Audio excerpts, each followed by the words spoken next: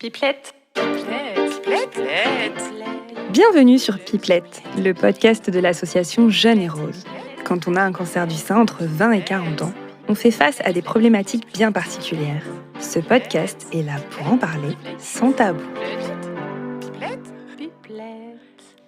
Bonjour et bienvenue dans ce nouvel épisode. Moi, c'est Sandra. Je suis une nouvelle animatrice des Pipelettes. Je rejoins Laetitia que vous avez déjà entendue auparavant. Donc, pour la petite présentation, j'ai eu un cancer du sein à l'âge de 24 ans d'abord, puis à l'âge de 26 ans. Et aujourd'hui, nous allons parler du cancer métastatique. Donc, pour celles et ceux qui ne connaîtraient pas ce terme, qu'est-ce qu'un cancer métastatique ? Alors, c'est lorsque des cellules cancéreuses qui se sont d'abord développées dans un organe, le sein par exemple, vont aller se balader et se loger dans d'autres parties du corps.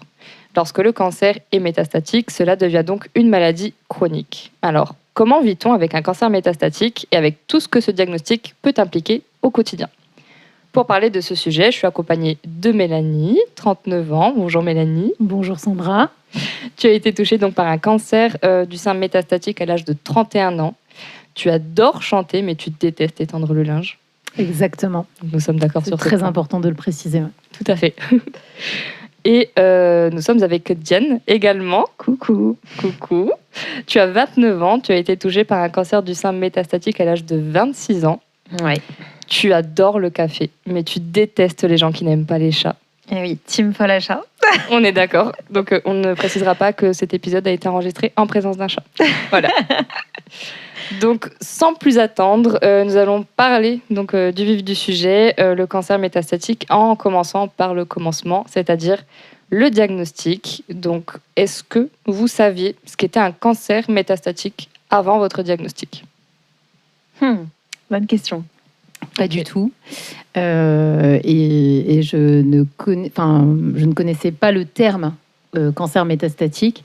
Et pour moi, métastatique, métastasé et généralisé, en gros, c'était la même chose quand j'ai entendu le terme pour la première fois. Donc, grosse confusion, c'était complètement... Absence totale de connaissances et du coup, effectivement, imaginaire très, très lourd et très anxiogène sur le terme, quoi.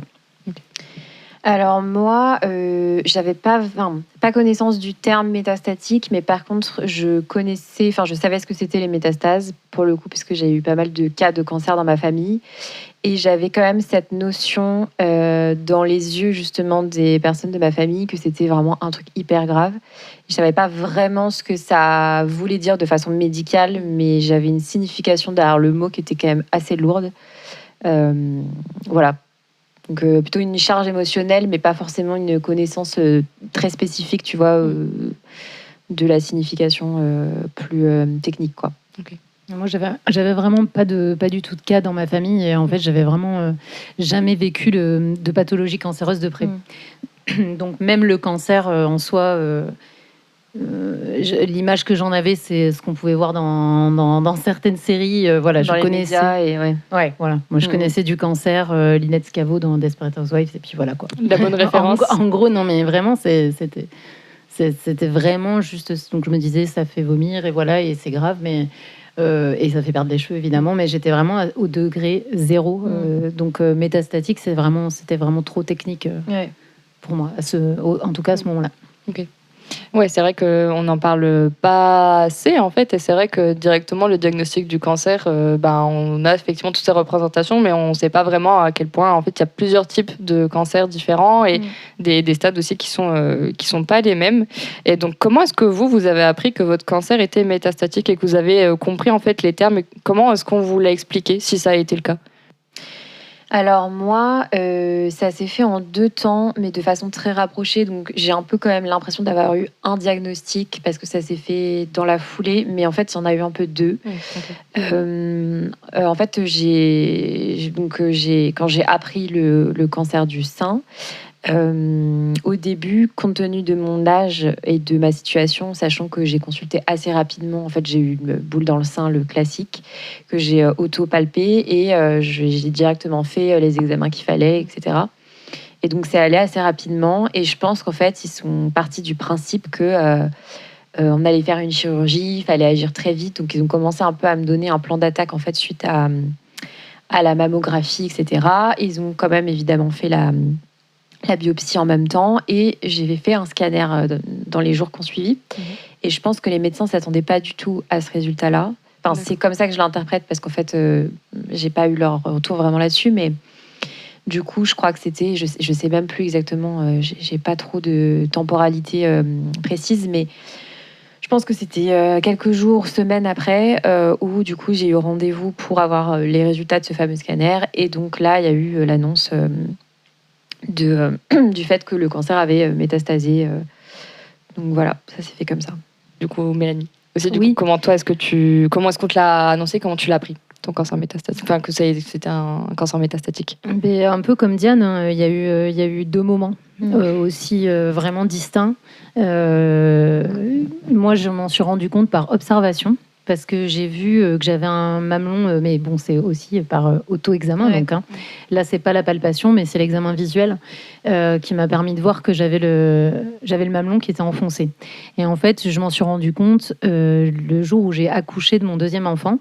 À la maternité en fait, vraiment le jour de l'accouchement, quand j'ai voulu le mettre au sein, j'ai vu que mon sein était bizarre, quoi, qu'il n'était pas comme d'habitude et que ce mamelon il était enfoncé. Donc en même temps, hormones de grossesse, allaitement, machin, bon, on passe un peu à côté et donc j'ai mis un petit peu de temps avant de donner l'alerte au médecin. Quand j'ai fini par la donner, eux aussi, ils ont mis ça sur le compte des hormones, etc. Et donc, il y a encore eu un temps. Finalement, quand ça a été posé, le diagnostic, donc il était métastatique d'emblée. Et en fait, au tout départ, on m'a annoncé que c'était un cancer que c'était un cancer de haut grade. Ça, ils me l'ont dit tout de suite. Qu'il allait falloir agir vite, qu'il y aurait... Mais ça, c'est comme dans le cadre de n'importe quel cancer avant... Enfin oui, vers 30 ans, quoi, ou avant. De toute façon, à chaque fois, ils ont à peu près le même discours. Et qu'il y allait avoir mastectomie, etc. Et on m'a, à ce moment-là, parlé d'atteinte osseuse. Mais pas le mot métastase. Tu vois, vraiment, c'était atteinte osseuse. Et du coup, moi, j'ai absolument pas raccroché les wagons avec une maladie développée qui se serait développée ailleurs que dans le sein. Comme on m'a parlé de mastectomie, etc., j'étais vraiment centrée là-dessus, sur le fait qu'il y allait avoir une ablation du sein, que c'était le cancer du sein.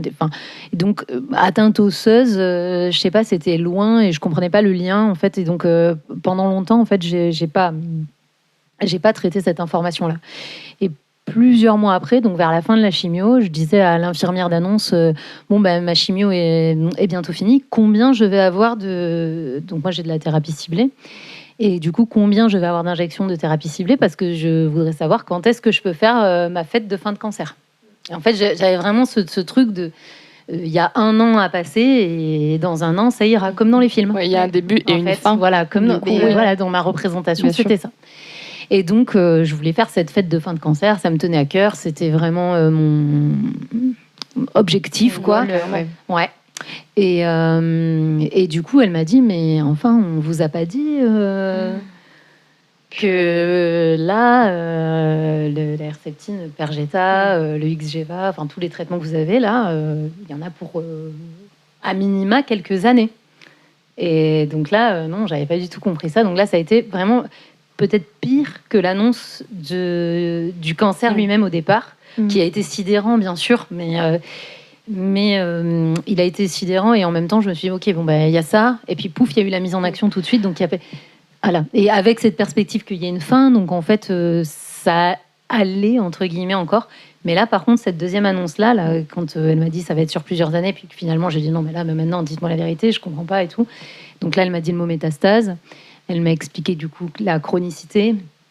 Elle m'a expliqué que voilà, il y aurait potentiellement pas de rémission ou rémission mais pas guérison. Enfin voilà que ça allait être plus compliqué que ce que je m'imaginais, etc. Et c'est du coup l'infirmière d'annonce finalement qui m'a vraiment fait prendre conscience de ça. Donc du coup, ce que je comprends pas, c'est tes oncologues qui t'ont fait le diagnostic. Est-ce qu'ils ont fait exprès de pas te poser le mot métastase parce qu'ils voulaient pas que ça te décourage ou je ne sais pour quelle raison, ou est-ce que tu penses que c'est carrément une erreur de leur part? Enfin, ça peut être une erreur dans tous les cas, mais Oui, je vois Enfin, ce que tu tu veux vois, dire, genre, mais je vois tout à fait ce que tu veux dire. Mais j'y ai pensé aussi, c'était ma Mhm. première réaction. Mais non, je pense que c'est pas du tout une erreur de leur part. Je pense que c'était volontaire et j'en ai parlé avec mon oncologue Ok. qui m'a dit oui, mais en fait, il y a un temps pour tout, pour digérer chaque information à certains Ok. moments. Et elle a dit quand même plusieurs fois atteinte osseuse, elle a expliqué le truc, parce que en fait, mon conjoint lui en avait parfaitement conscience. Ok. Lui, il avait très bien compris et il avait très bien reçu cette information-là. Et en fait, moi, j'ai peut-être fait une forme de déni. Moi, j'ai la sensation de ne pas avoir entendu ce mot-là avant, mais je pense qu'il avait été dit un peu entre les lignes. Après, il y avait eu moi, j'avais beaucoup retenu atteinte osseuse. Ok. Et pour moi, atteinte osseuse, je l'avais vite mis de côté et balayé parce que j'avais pas mal de problématiques de santé au niveau du dos et que du coup, c'était que par scintigraphie. Mes premiers examens, je n'avais pas fait de TEP scan à ce moment-là. Et à la scintigraphie, on dit bien qu'on voit des modifications osseuses, de tout type de modifications osseuses, quoi. Bref, enfin, en tout cas, je pensais que ça pouvait être autre chose que le cancer, ce qu'ils Ok. avaient vu. Et donc, elle l'avait dit, non, c'est peu probable quand même. Tu vois, elle avait dit ça. Elle n'avait pas dit le mot métastase, mais elle avait dit atteinte osseuse, elle avait dit que c'était lié au cancer. C'est juste que moi, je ne l'avais pas traité et je l'avais pas... Mon cerveau n'avait pas pris en considération l'information. Mais en même temps, quand on te dit pas les termes, ben c'était dans le flou, donc tu sais pas vraiment. Ouais. Enfin, Je voilà. pense que vraiment le mot métastase, Oui. très clairement dit, etc. Pour moi, la première fois que je l'ai entendu, c'était dans le bureau de l'infirmière d'annonce à Ok. ce moment-là. Ouais. Je trouve que ça pose un peu question parce que du coup, enfin, est-ce qu'on peut quand même considérer que tu avais en tête toutes les informations, que tu as pu donner ton consentement éclairé sur les choses, sachant que tu n'étais pas totalement consciente de la situation, tu vois? C'est ce que j'allais dire. C'est vrai que d'un côté, on entend le positionnement entre guillemets de ton oncologue, de vouloir te préserver, de vouloir donner les infos petit à petit. Mais c'est vrai que à quel moment il se permet aussi de prendre ces décisions à ta place et de pas au moins te poser la question de savoir est-ce que vraiment tu veux savoir, est-ce que vous voulez savoir vraiment ce qu'il en est et est-ce que vous êtes prêt ou prête. Enfin, Ouais, j'entends. Ouais. Moi, je l'ai pas vécu comme ça. Sincèrement, je l'ai pas vécu comme une rétention d'informations ou une manipulation quelconque, même une manipulation bienveillante. Oui, enfin. positive. Voilà. En tout cas, je l'ai pas vécu. Je l'ai vraiment pas vécu comme ça. Et je pense aussi que moi, j'étais pas très technique.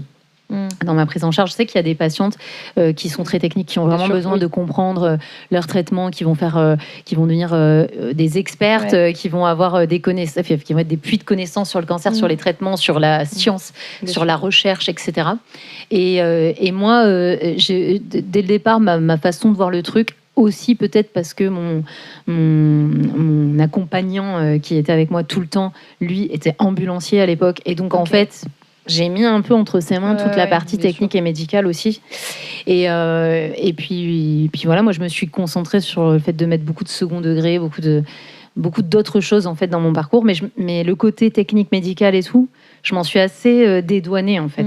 Donc il est possible qu'elle ait quand même dit le mot métastase et que je ne l'ai pas entendu. J'en ai pas souvenir de façon claire. Mais en tous les cas, ce qui est certain, c'est que moi j'ai ressenti deux moments d'annonce en tout cas. Le moment où la généraliste, après la biopsie, me dit effectivement, c'est un cancer. Voilà, donc là, vous allez faire tous les examens complémentaires, etc. Et c'est parti.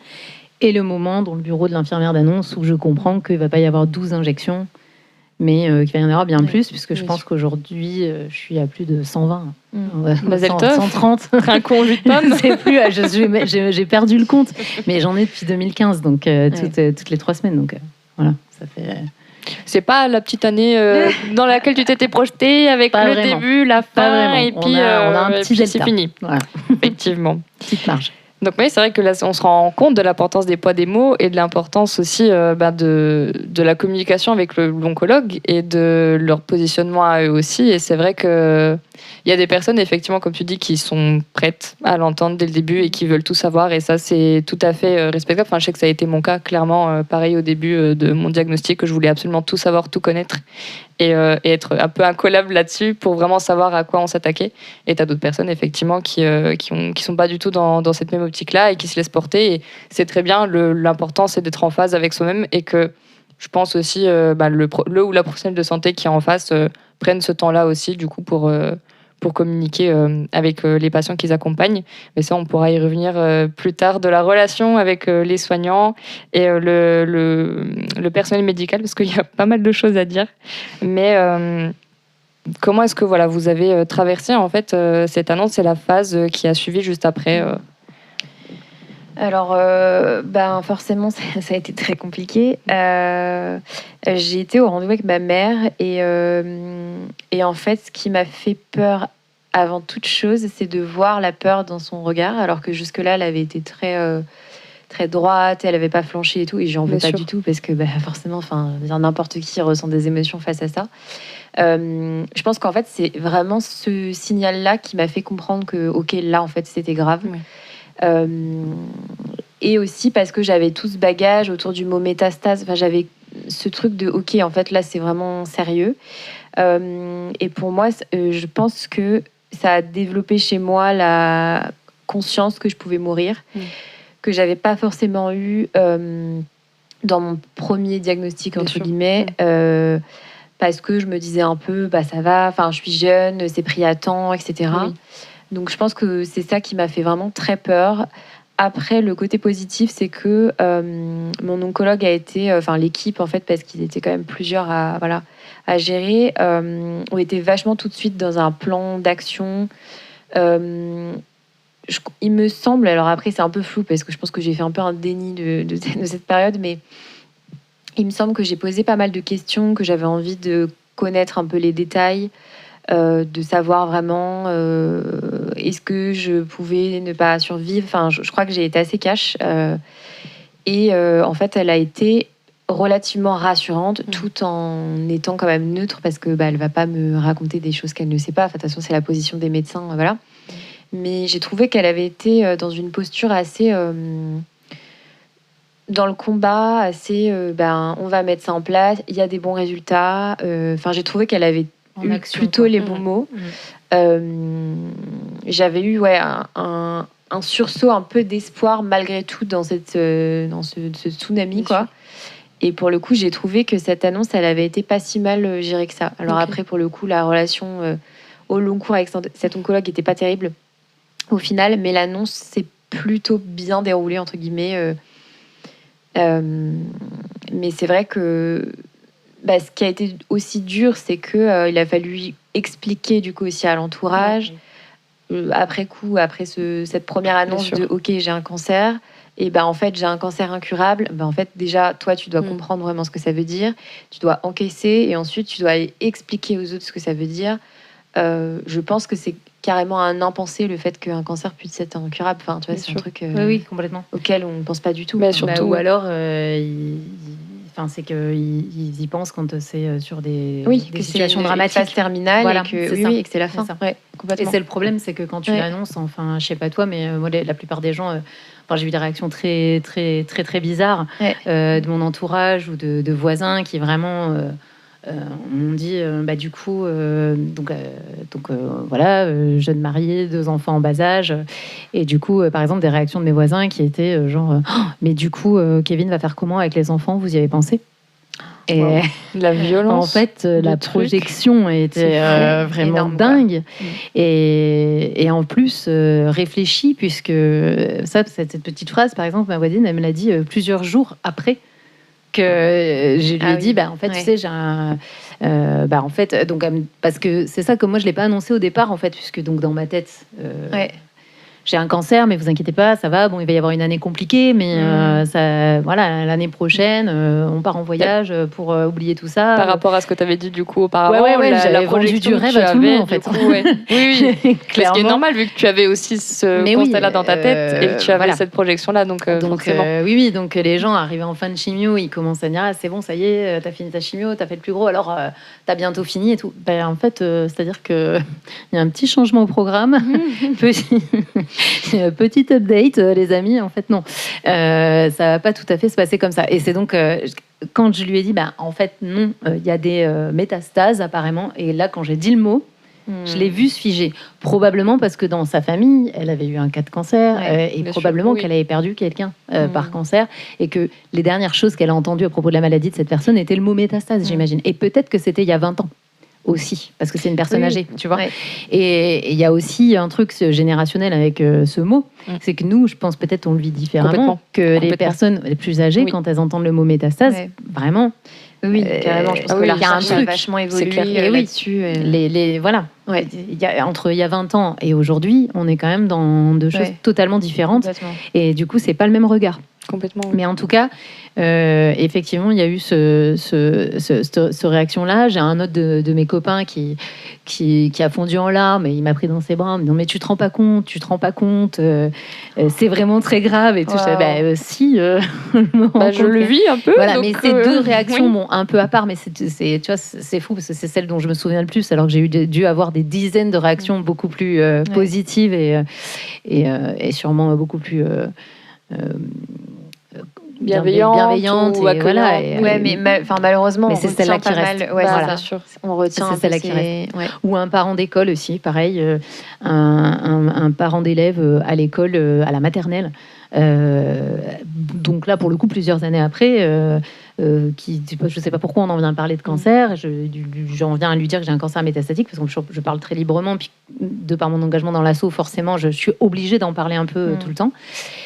Et lui, il me dit là, par contre, c'est une question de temps. Voilà. Donc là, le temps est précieux ou un truc comme ça.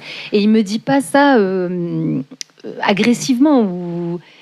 Non, mais c'est jamais agressif de la part des gens, mais là, au bout tu d'un restes moment, comme quand ça, tu le reçois, c'est quand même quelque chose. Ouais. Quoi. Non, mais les réactions des gens sont vraiment très très bizarres avec le cancer métastatique et pour le coup, pour en avoir parlé avec d'autres patientes, je sais pas pour toi, mais en tout cas, c'est un peu fréquent.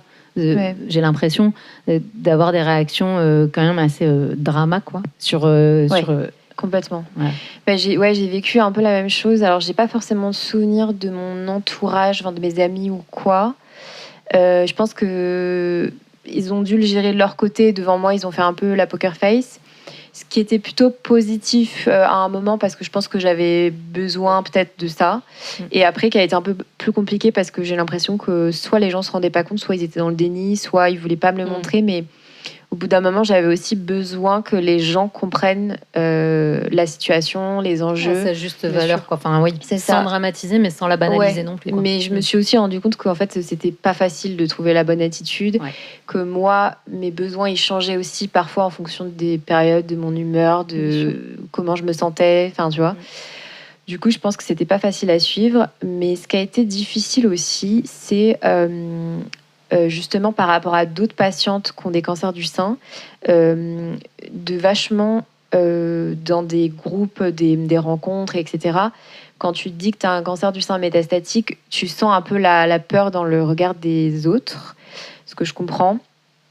Mais du coup, ce qui était un peu difficile à vivre, parce que souvent j'étais la seule dans les groupes, que encore une fois ça se voit pas, que je suis très jeune, que j'ai l'air en forme et tout, donc tu peux pas deviner. Et c'est vrai que de lire un peu la peur dans le regard des autres, c'est un truc qui m'a vachement marquée et qui a été dur et qui a fait qu'il y a eu plein de périodes où je me suis repliée sur moi-même. Et bon, tu peux pas en vouloir aux gens de me montrer ça. C'est pas contrôlé, mais c'est vrai que parfois c'est pas évident. Et puis parfois j'ai eu carrément des questions plus crues de genre, mais du coup, pareil, t'en as pour combien de temps ou mais plutôt de la part d'autres patientes, parce que je pense que tu as un côté parfois sans filtre. Quand toi aussi t'es malade, t'es dans la maladie, t'es peut-être plus cash, tu vas droit au but. Mais parfois j'ai eu des questions un peu, j'étais pas prête à recevoir ça, quoi. Donc c'est pas toujours facile, et c'est vrai que à la fois ça pose un peu toute la question de on a tout un cancer, donc on est toutes dans le même bateau, dans la même barque, et en même temps nous on est quand même dans un cas particulier, donc parfois tu te dis c'est important aussi d'avoir des temps je sais pas comment appeler ça, genre non mixité. Oui, c'est ça, faut trouver un juste milieu. Mais par contre, je suis d'accord avec toi, complètement d'accord sur le fait qu'effectivement, on a quand même des points clés assez spécifiques et qu'on se comprend quand même là-dessus quand on se comprend plus facilement quand on en parle entre cancer méta. C'est vrai, sur ce côté au long cours, c'est différent. On a tout un cancer, mais effectivement, avoir un cancer, avoir une année de traitement ou en avoir 10, c'est différent. Il n'y a pas de plus grave, moins grave, mais c'est juste pas la même vie, en fait. Et pas le même quotidien. C'est le même vécu, parce qu'on vit les mêmes traitements, les mêmes chirurgies souvent et tout, mais c'est juste une question de temporalité. Exactement. Et en fait, ça change complètement le mode de vie.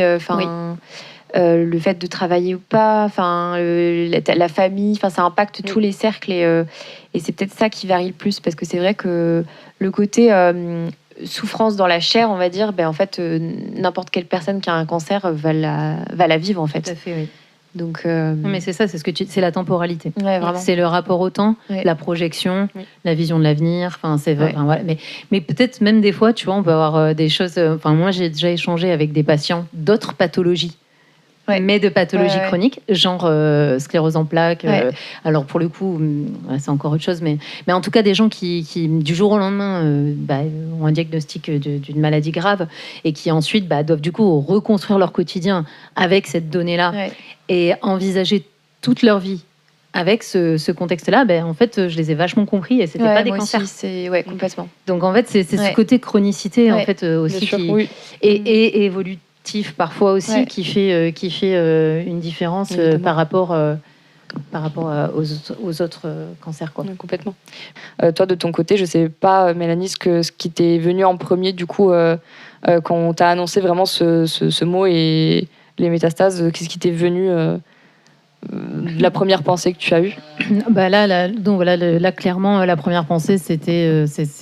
C'était c'est pareil. C'est ce que tu as dit tout à l'heure aussi. C'est oui, non, en fait, peut-être que je vais mourir. En fait. Il y a cette notion qui vient cette notion que j'avais vite pas et que oui, je l'avais eu un peu avant. On sait très bien que le cancer est une maladie mortelle, peu importe le grade. Donc bien sûr, au moment de l'annonce du cancer, c'est pas comme si on t'annonçait une grippe. Donc quand même, quand le mot cancer est prononcé. Oui, la peur de la mort, elle traverse ton esprit. Mais très rapidement, il y a des réponses en face. Donc, il y a la chimio, il y a la mastectomie, il y a les rayons, il y a le parcours, il y a hop, et voilà.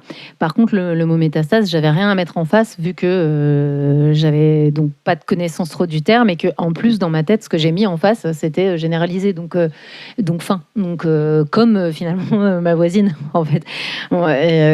Du coup, ma première réaction, là, ça a été effectivement de me dire merde, quoi. Merde. Là, ça pue. Et du coup... Et je crois que c'est ce que j'ai demandé aussi à l'infirmière. Je lui ai dit, mais du coup, j'ai combien de temps? Et elle m'a dit, non. Alors, elle a été magnifique. J'ai passé 1 heure dans son bureau. J'ai vidé une boîte de Kleenex entière. On s'en reparle encore aujourd'hui. On s'en souvient. Aujourd'hui, on en parle en rigolant de cette scène, parce que c'est vrai que c'était quand même un peu surréaliste. Déjà, qu'elle te l'annonce comme ça. Et puis, du coup, surtout à un moment où je venais pour lui demander si elle voulait bien, parce que je l'adorais, ma petite infirmière d'annonce. Et puis, elle se reconnaîtra. On lui fait des bisous. Elle va écouter le podcast, Alice, je pense. Petit big up, Alice. Et en fait, c'est-à-dire que je venais, limite, moi, dans mon trip, c'était je voudrais bien inviter mon infirmière, mais à l'époque, on se vous voyait et tout, quand même. Et je voudrais bien inviter mon infirmière à ma fête de fin de cancer à la maison, à mon barbecue, quoi. Donc, c'était ma démarche, c'était un peu celle-là, quoi. Et donc, en fait, on est passé d'un... le roller coaster, bim, quoi, en 3 secondes. Chute libre. Oui. Donc c'est ça dont je me souviens, c'est le truc un peu qui s'effondre. Et après, dans les jours qu'on suivit, je suis allée sur Internet. Chiffres, cancer métastatique, machin, taux de survie, trucs comme ça. Je pense que on le fait peut-être tout c'est un le moment réflexe ou un autre, il me semble. Même quand tu as mal au genou, tu vas sur Google, quoi. Donc forcément, quand tu as un cancer méta, tu te dis on va regarder un peu. Tu regardes un peu, quoi. Mais donc du coup, vous, votre démarche au niveau de vos entourages très très proches, donc je parle de ta famille Diane et de tes enfants aussi, Mélanie. Du coup, comment est-ce que vous avez pu poser les mots à votre entourage très proche et voilà, comment ça s'est passé par rapport à ça? En fait, moi, j'ai pas eu l'annonce à faire à ma mère parce qu'elle était présente avec moi pendant la consultation de diagnostic. Okay. Et en fait, je pense que du coup, ça m'a vachement soulagée de devoir expliquer aux autres, parce qu'en fait, c'est elle qui a été pas mal un relais à toute ma famille. En fait, c'était cool. Oui. on est rentrés toutes les deux chez moi, et chez moi, il y avait mon père et mon mec, et du coup, donc, on est rentrés du rendez-vous, on leur a expliqué, mais on était deux pour expliquer. Et ensuite, pour le reste de la famille, franchement, j'ai du mal à me souvenir, c'est fou, mais je pense que c'est ma mère qui a été vachement le relais. Et je sais que moi, j'ai dû aussi l'annoncer à des proches, je pense. Je pense que mon mec a été aussi un relais. En fait, je pense que j'ai utilisé beaucoup les gens très proches Appel de moi. à un ami. Ouais, non mais vraiment. Oui. Parce que pour moi, c'était trop douloureux Bien déjà sûr. d'avoir les gens au téléphone, donc j'ai fait des messages, Évidemment. ce qui est peut-être pas idéal, parce que je pense que recevoir ça en message, c'est un peu une bombe. On fait tous comme on peut. Après, sur le moment. je pense que quand je l'ai fait, je l'ai enrobé et tout, mais en fait, j'étais pas capable de gérer la réaction des gens en face à face. Tout à fait compréhensible. Tous les jours, de me dire, ok, vas-y, je vais appeler un tel, me taper ça. Enfin, non, c'est pas possible, quoi. Non. Vraiment, c'était pas possible. T'as Donc, déjà ta il me montagne. semble, en tout cas, ouais, que mes très proches ont été le relais d'autres proches. Je pense qu'ils pourraient limite mieux en parler que moi, parce que c'est vrai que je n'ai pas du tout géré cet aspect-là.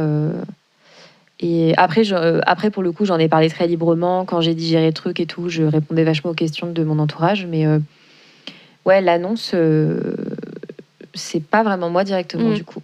Mais c'est une bonne stratégie. C'est vrai qu'on n'y pense pas forcément. C'est Ouais. plutôt bien que tu aies eu du coup tes proches qui aient pu prendre ce ils ont rôle. pris le lead en fait sur ça sans que j'ai à le demander. Ah, c'est encore mieux. Et C'est j'ai top. même pas vraiment conscientisé le truc. C'est que je pense qu'ils ont vu que j'étais pas capable.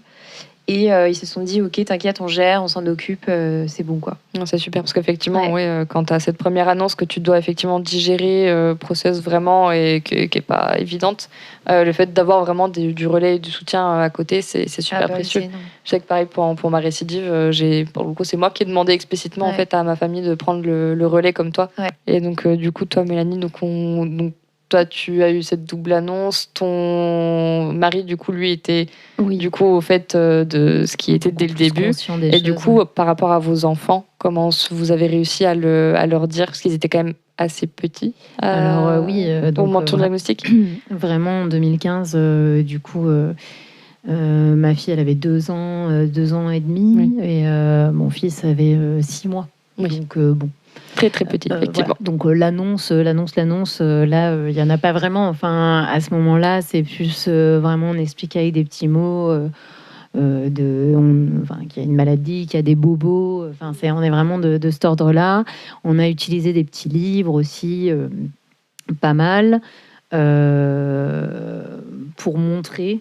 Pour expliquer, surtout à ma fille, parce que mon fils était vraiment bébé. Et pourtant, je lui ai parlé quand même. Hein. Je lui ai parlé déjà rien que pour la perte de cheveux, je l'ai fait en leur présence, etc. Donc ça a été plus de leur montrer des choses. Mais alors le concept de métastatique, bon, là évidemment on en était loin. Par contre aujourd'hui mes enfants ils ont 9 et 10 ans. Donc pour les enfants, moi je considère qu'il y a vraiment, en fait l'annonce, elle est aussi longtemps que le cancer est présent dans notre vie. Parce que du coup, tu as différents stades de la vie et de développement. Voilà, et puis il y a la reconstruction, il y a plein d'étapes en fait, donc il y a plein de choses et à chaque fois il faut re-annoncer, il faut redire, il faut reparler et ils n'entendent pas la même chose et ne comprennent pas la même chose selon les phases de vie, l'âge qu'ils ont, etc., leur degré de maturité. Ouais. Donc en fait, on en reparle quand même très régulièrement. Et ils n'ont pas du tout les mêmes questions, ne serait-ce qu'aujourd'hui par rapport à il y a 2 ans, par exemple. Donc, oui, complètement. Voilà. Et c'est fou, j'avais jamais réfléchi à ça, tu vois. Enfin, comme j'ai pas d'enfant, j'ai pas le réflexe de forcément y penser, mais oui, c'est complètement différent quand tu as 2 ans et 10 ans. Enfin... Oui, et des fois, je sais que j'en discute avec d'autres patientes et qui des fois l'oublient, ça se dit, je leur ai dit, j'en ai parlé. Oui, mais il y a combien de temps? Il y a 3 ans, mais ils avaient quel âge à ce moment-là? 6 ans, et aujourd'hui, s'ils en ont 9, 10, ou même qu'ils sont adolescents, et que tu en as parlé quand ils avaient 8-10 ans, mais qu'entre-temps, tes gamins, ils ont 14 ou 15 ans, et que peut-être, toi, tu es encore dans des traitements, etc. Enfin, là, je parle vraiment pour les cancers méta, ou quand il y a une récidive, il faut vraiment pas prendre à la légère le fait qu'un enfant, il a quand même... une notion du temps et du souvenir qui est quand même qui est quand même très particulière, quoi. Et donc quelque chose dont tu lui as parlé il y a 2 ans, c'est très très loin aux oubliettes, quoi. Donc on en reparle, on en a reparlé plusieurs fois.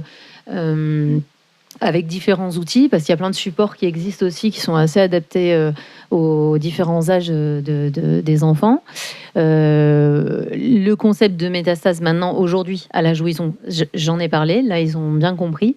Et il y a encore quelques jours, ma fille m'a demandé, mais ils vont s'arrêter un jour tes traitements ou pas ? Et donc, je lui ai dit, bah, écoute, tu sais, on en a déjà parlé, je sais pas trop. Et quelque part, j'espère que non, parce que en fait, c'est une chance. Enfin, je réagis bien à ces traitements et c'est une chance incroyable, en fait. Et je considère, du coup, moi, plutôt ces traitements comme une chance, même si j'ai demandé des allègements quand même. Enfin bon, voilà, je sais pas si on en parlera après des traitements, mais en tous les cas, je lui ai aussi fait prendre conscience que c'était pas une punition, ces médicaments, et qu'ils étaient là pour mon bien, parce que j'ai senti que elle avait, par exemple, son regard avait un peu switché là-dessus, et que pour elle c'était devenu en fait une contrainte, et donc elle voyait plus le traitement comme quelque chose de normal auquel elle était habituée, alors que depuis toutes ces années en fait c'était le cas. Ah mais maman, t'as des traitements aujourd'hui? Ah ouais, ok. Comme si je lui avais dit je suis allée à la piscine ou au basket. Et là j'ai senti que c'était pas la même chose, quoi. C'était donc son regard a évolué sur le sujet là, et je pense que c'est parce que entre temps malheureusement, il y a eu des décès aussi, elle le sait, dans mon entourage, pour des raisons de cancer. Et donc, du coup, l'inquiétude et le regard n'est pas le même. Bah oui.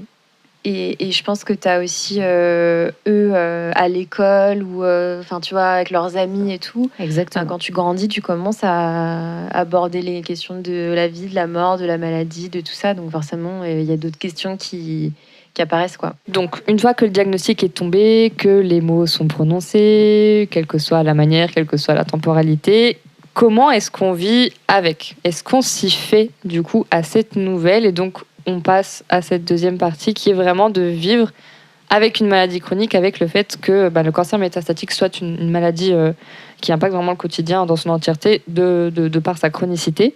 Et donc, comment est-ce que vous, votre quotidien, il se rythme vraiment concrètement? À quoi est-ce qu'il ressemble, par exemple, vraiment au niveau de la fréquence de vos traitements, des rendez-vous, des effets secondaires s'il y en a, etc. Donc, qu'est-ce que c'est vraiment votre quotidien avec le cancer méta?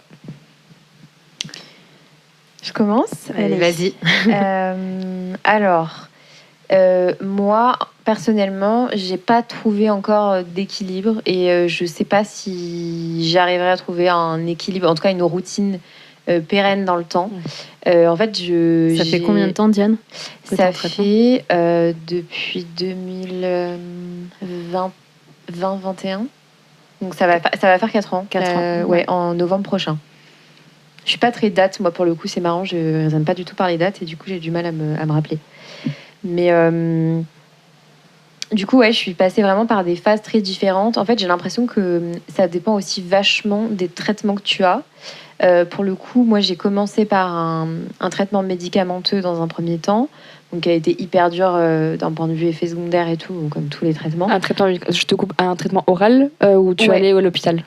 Un traitement oral, ouais, okay. Une chimio orale. D'accord, donc tu prenais chez toi. Ouais, que je prenais chez moi, qui a bien fonctionné pendant 1 an et demi. Puis pendant ces 1 an et demi, j'ai aussi eu ablation du sein, reconstruction, radiothérapie, enfin la totale.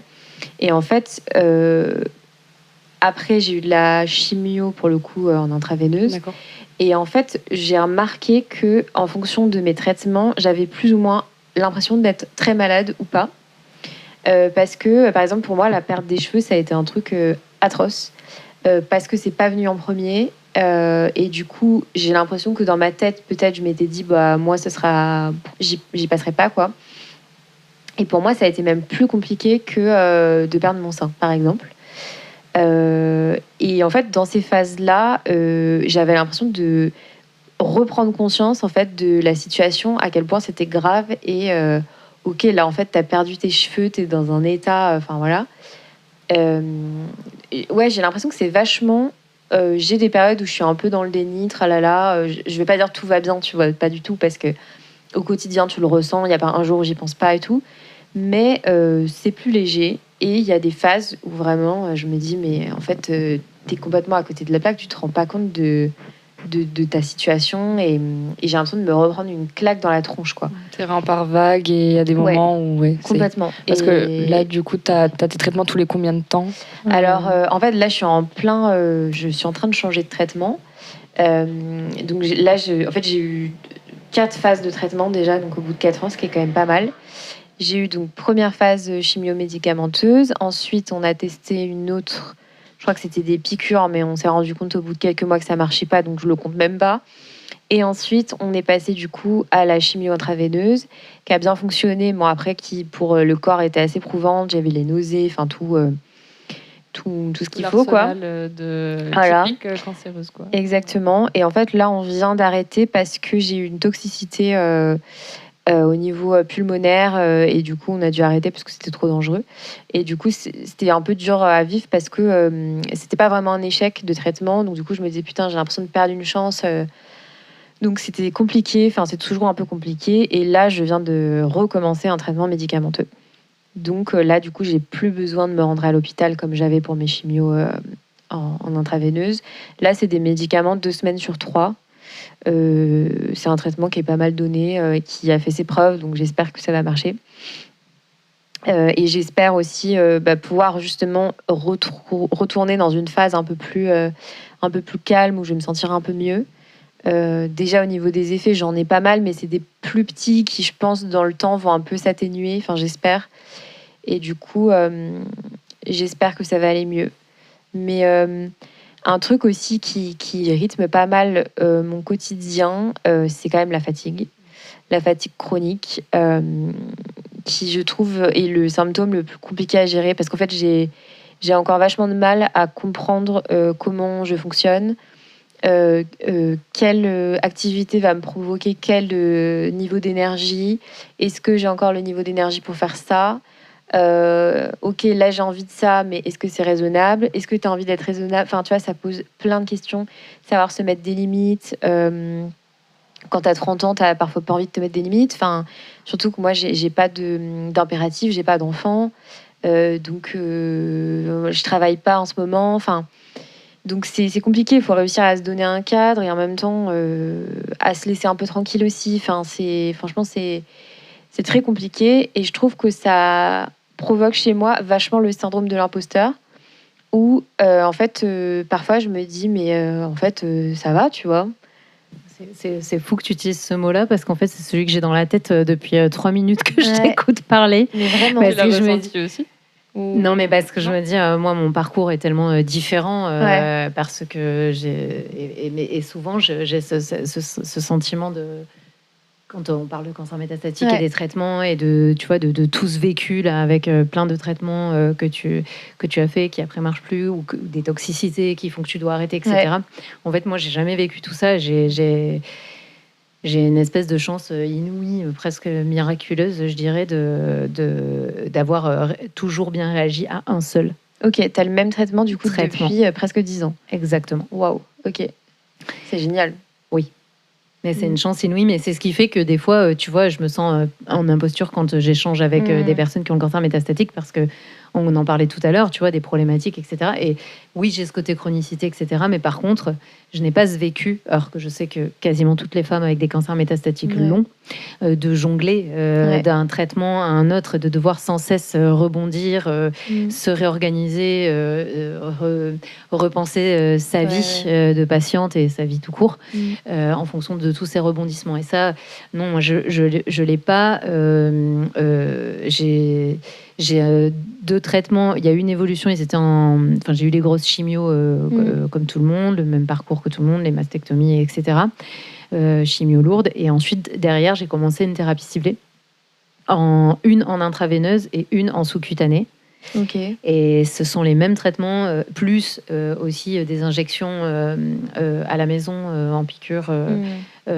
Anti-hormonale. Anti-hormonale et pour la reconstruction des os, puisque moi je n'ai que des métastases osseuses aussi. C'est ça qui fait la différence, je pense. Et que c'est peut-être plus... Enfin, en tout cas, elles sont prises en charge comme ça.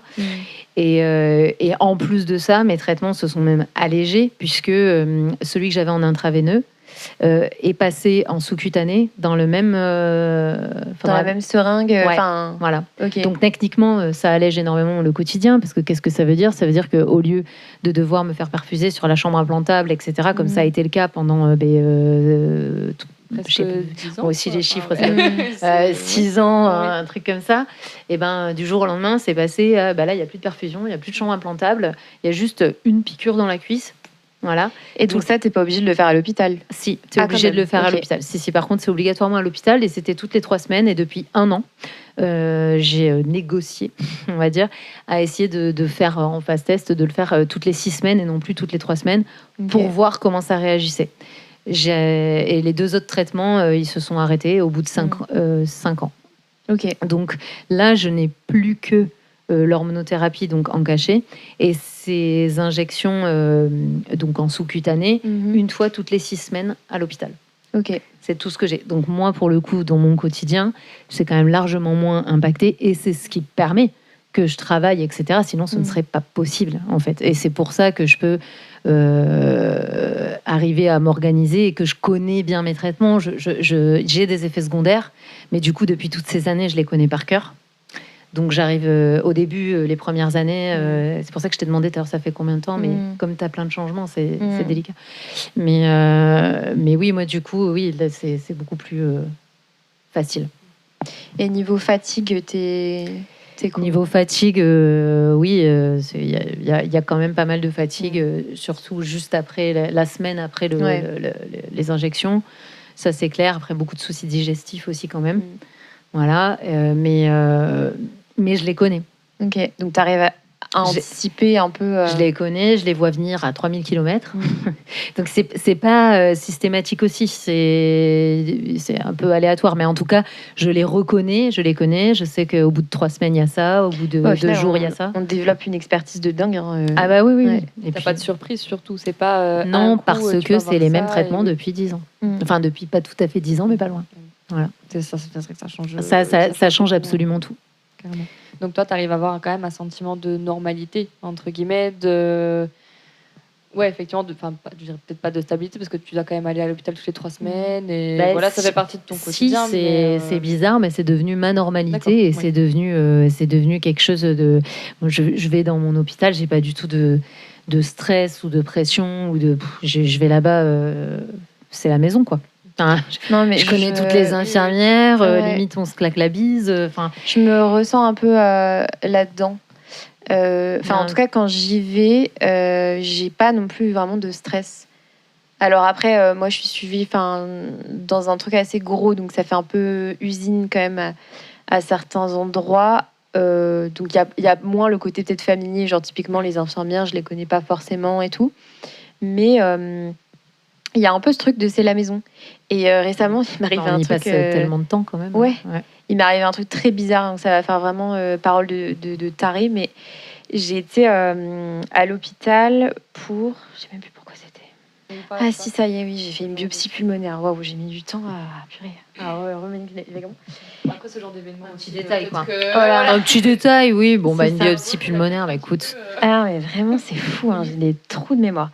Et donc, bizarrement, le fait d'être hospitalisée, donc c'était pas en ambulatoire du coup, mais genre juste une nuit, ça m'a pas fait plaisir, hein, ça serait horrible de dire ça, mais il y avait un truc où, en fait, quand je vais à l'hôpital, je sais qu'on va prendre soin de moi, que tout est sous contrôle, qu'ils vérifient tout, et il y a un côté hyper rassurant, et bon, j'y serais pas restée 3 semaines, clairement, mais il y a un truc où en fait, j'y allais pas non plus à reculons, je me disais un peu, bon, ça va être un examen désagréable, ça a été le cas, mais je sais que, je sais pas comment dire, que tout est sous contrôle, qu'on fait les trucs pour moi, que J'ai j'ai en pas... confiance. Ouais, j'ai pas à réfléchir, j'ai pas à penser, j'ai pas de charge mentale. Tu te confies et, Ouais.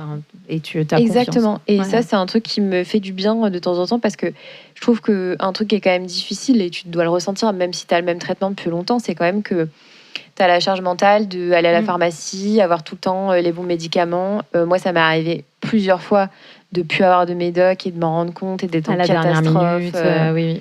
Et de faire... j'ai déjà été j'étais à Marseille, d'aller à l'hôpital de Marseille pour leur demander s'ils avaient mon traitement à genre 20h du soir un dimanche, enfin des dingueries. Donc, je trouve que il y a une grosse charge sur ça, même si on prend nos marques, on a nos habitudes et tout. Moi, j'ai plein de rappels dans mon téléphone, de trucs, je suis obligée vachement de m'organiser, hein, franchement. Et ça bouffe de l'énergie quand même. Je compte pas mal, mais je crois qu'on y vient après, peut-être. Mais en fait, moi, c'est cette énergie-là. Moi, c'est sûr que si ça devait reposer tout sur moi, clairement, j'aurais déjà oublié mon traitement, mais des milliers de fois. Ça aurait été une catastrophe. Ça, c'est ton compagnon. Mais j'aurais même oublié d'aller à mes soins, s'il te plaît. Enfin, c'est-à-dire que généralement, même au boulot, je suis partie. Ah, j'ai prévu je sais pas, un rendez-vous, une visio demain. Ah, non, oups, j'ai mes soins. Et je le vois dans l'agenda. Voilà, j'oublie tout le temps. Et donc oui, moi c'est beaucoup mon mari qui gère la pharmacie, par exemple les médicaments à la pharmacie, aussi parce que voir les pharmaciennes tout le temps, ça me saoulait. Enfin, tu vois, qui justement demandait vous en êtes où, etc. Et devoir tout ressortir, redébiter à chaque fois. Et du coup, donc là maintenant, c'est complètement lui qui a pris en charge le suivi des médicaments, aussi parce qu'il a trop peur que je les oublie. Par contre, pour les rendez-vous, non, ça, il faut effectivement y penser, gérer. Là, par exemple, je dois caler la prise de sang. Enfin, c'est con, mais je dois caler la prise de sang avant mes traitements. Et en fait, j'ai pas pensé à le faire. Je sais que...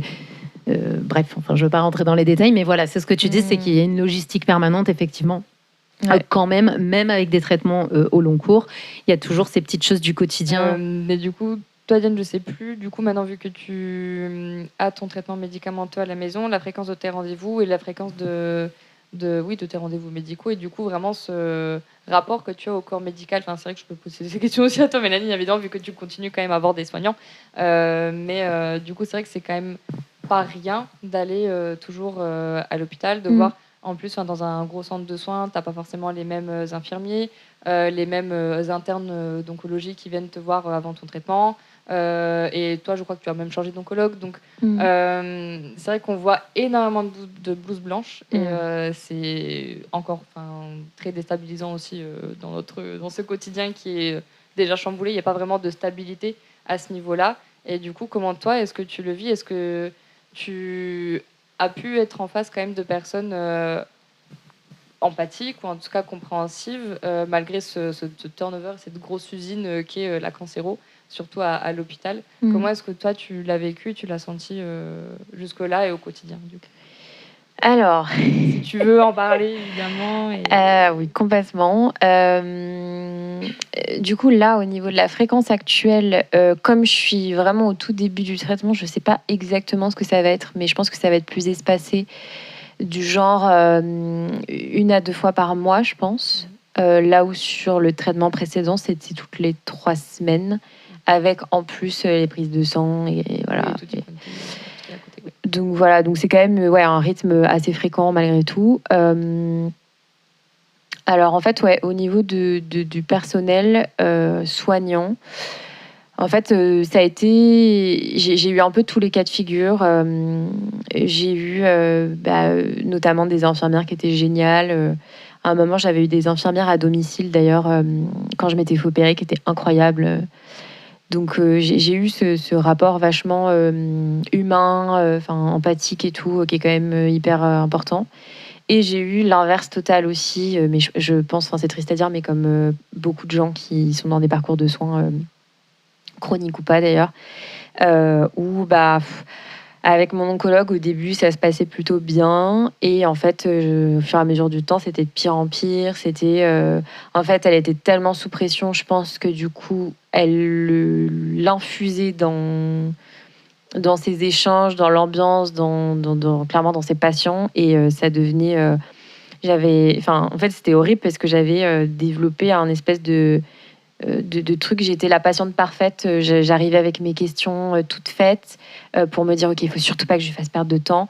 Donc tout était timé, je faisais hyper attention à ce que je disais, je m'exprimais bien, je me renseignais sur les trucs pour pas poser des questions bêtes. Vraiment, c'était devenu... la bonne élève, quoi. Tu voulais mais en fait, c'est complètement ridicule. Avec du recul, je me dis, mais c'était pas à moi de changer mon attitude. En fait, il y avait rien qui allait pas dans mon attitude. En plus, je pense vraiment pas que je sois relou comme patiente. Non, je pense qu'il y a personne qui est relou, d'ailleurs. Et voilà. Et du coup, au fur et à mesure, même quand je venais avec un accompagnant et que l'accompagnant posait des questions, ça posait problème, ça la saoulait de répéter.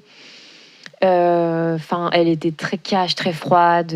En plus, c'était l'époque où il y avait encore les masques et parfois je comprenais rien à ce qu'elle disait, donc je lui demandais de répéter et elle répétait, tu sais, de façon hyper, en s'agaçant. Pas de patience, quoi. Et un jour, j'en rigole parce que franchement, c'est un truc de dingue. On était en consultation et donc elle était tout le temps coupée par des coups de téléphone. Enfin, vraiment, je pense qu'elle a été surchargée. Franchement, c'est inhumain de travailler comme ça. Ça, j'en ai conscience. Et en gros, donc, il y a, je crois que sa secrétaire qui l'appelle, un truc comme ça. Et donc, elle décroche, elle dit ouais, non, mais là, par contre, je suis en consultation avec machine. Et là, avec machine, je te jure, en me regardant en plus, et moi j'étais assise sur ma chaise et je me dis attends, mais non, t'as pas bien entendu, on l'a pas dit ça c'est et tout. Possible. Et en fait, le pire, c'est que j'ai pas réagi, genre vraiment, je n'ai pas réagi parce que à ce moment-là, je pense que j'avais pas du tout les armes, j'étais plutôt au début de mon parcours, je débarquais dans le monde de l'hôpital. Aujourd'hui, je pense que je réagirais pas du tout pareil, je me laisserais pas faire et tout. Mais c'est vrai que, en fait, j'étais sidérée, genre vraiment, en état de sidération. Et donc après coup, à partir de là, déjà, je me suis dit, ok, en fait, là, ça va pas, c'est une question de respect. Et donc, j'ai continué un peu avec elle. Et en fait, quand j'ai changé de traitement, j'ai changé d'équipe parce que je suis passée dans un essai clinique. Et du coup, c'était dans une autre aile un peu de l'hôpital. Et donc, du coup, avec la nouvelle équipe, ça s'est beaucoup mieux passé.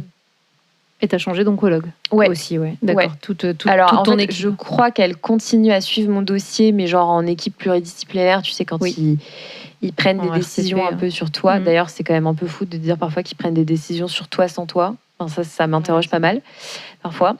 Et du coup, là, avec celle que j'ai, ça se passe mieux.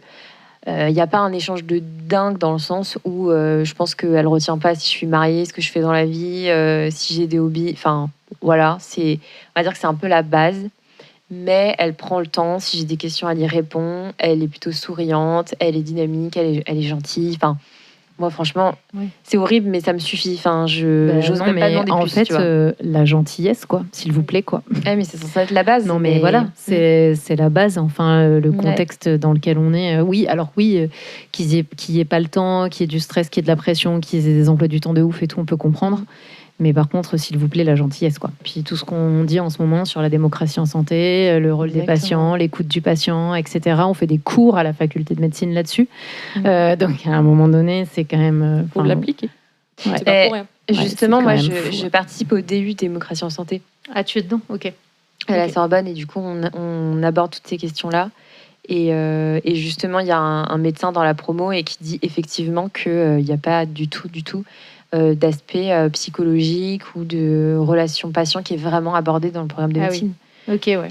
Donc, nous, on intervient, mais c'est peut-être de façon très, très ponctuelle et éparse, mais c'est pas dans le programme, quoi, en fait. Ouais, et ça encore, c'est assez récent, mais c'est génial d'ailleurs que ça... très, très récent, et c'est tout nouveau, ce qui est bizarre.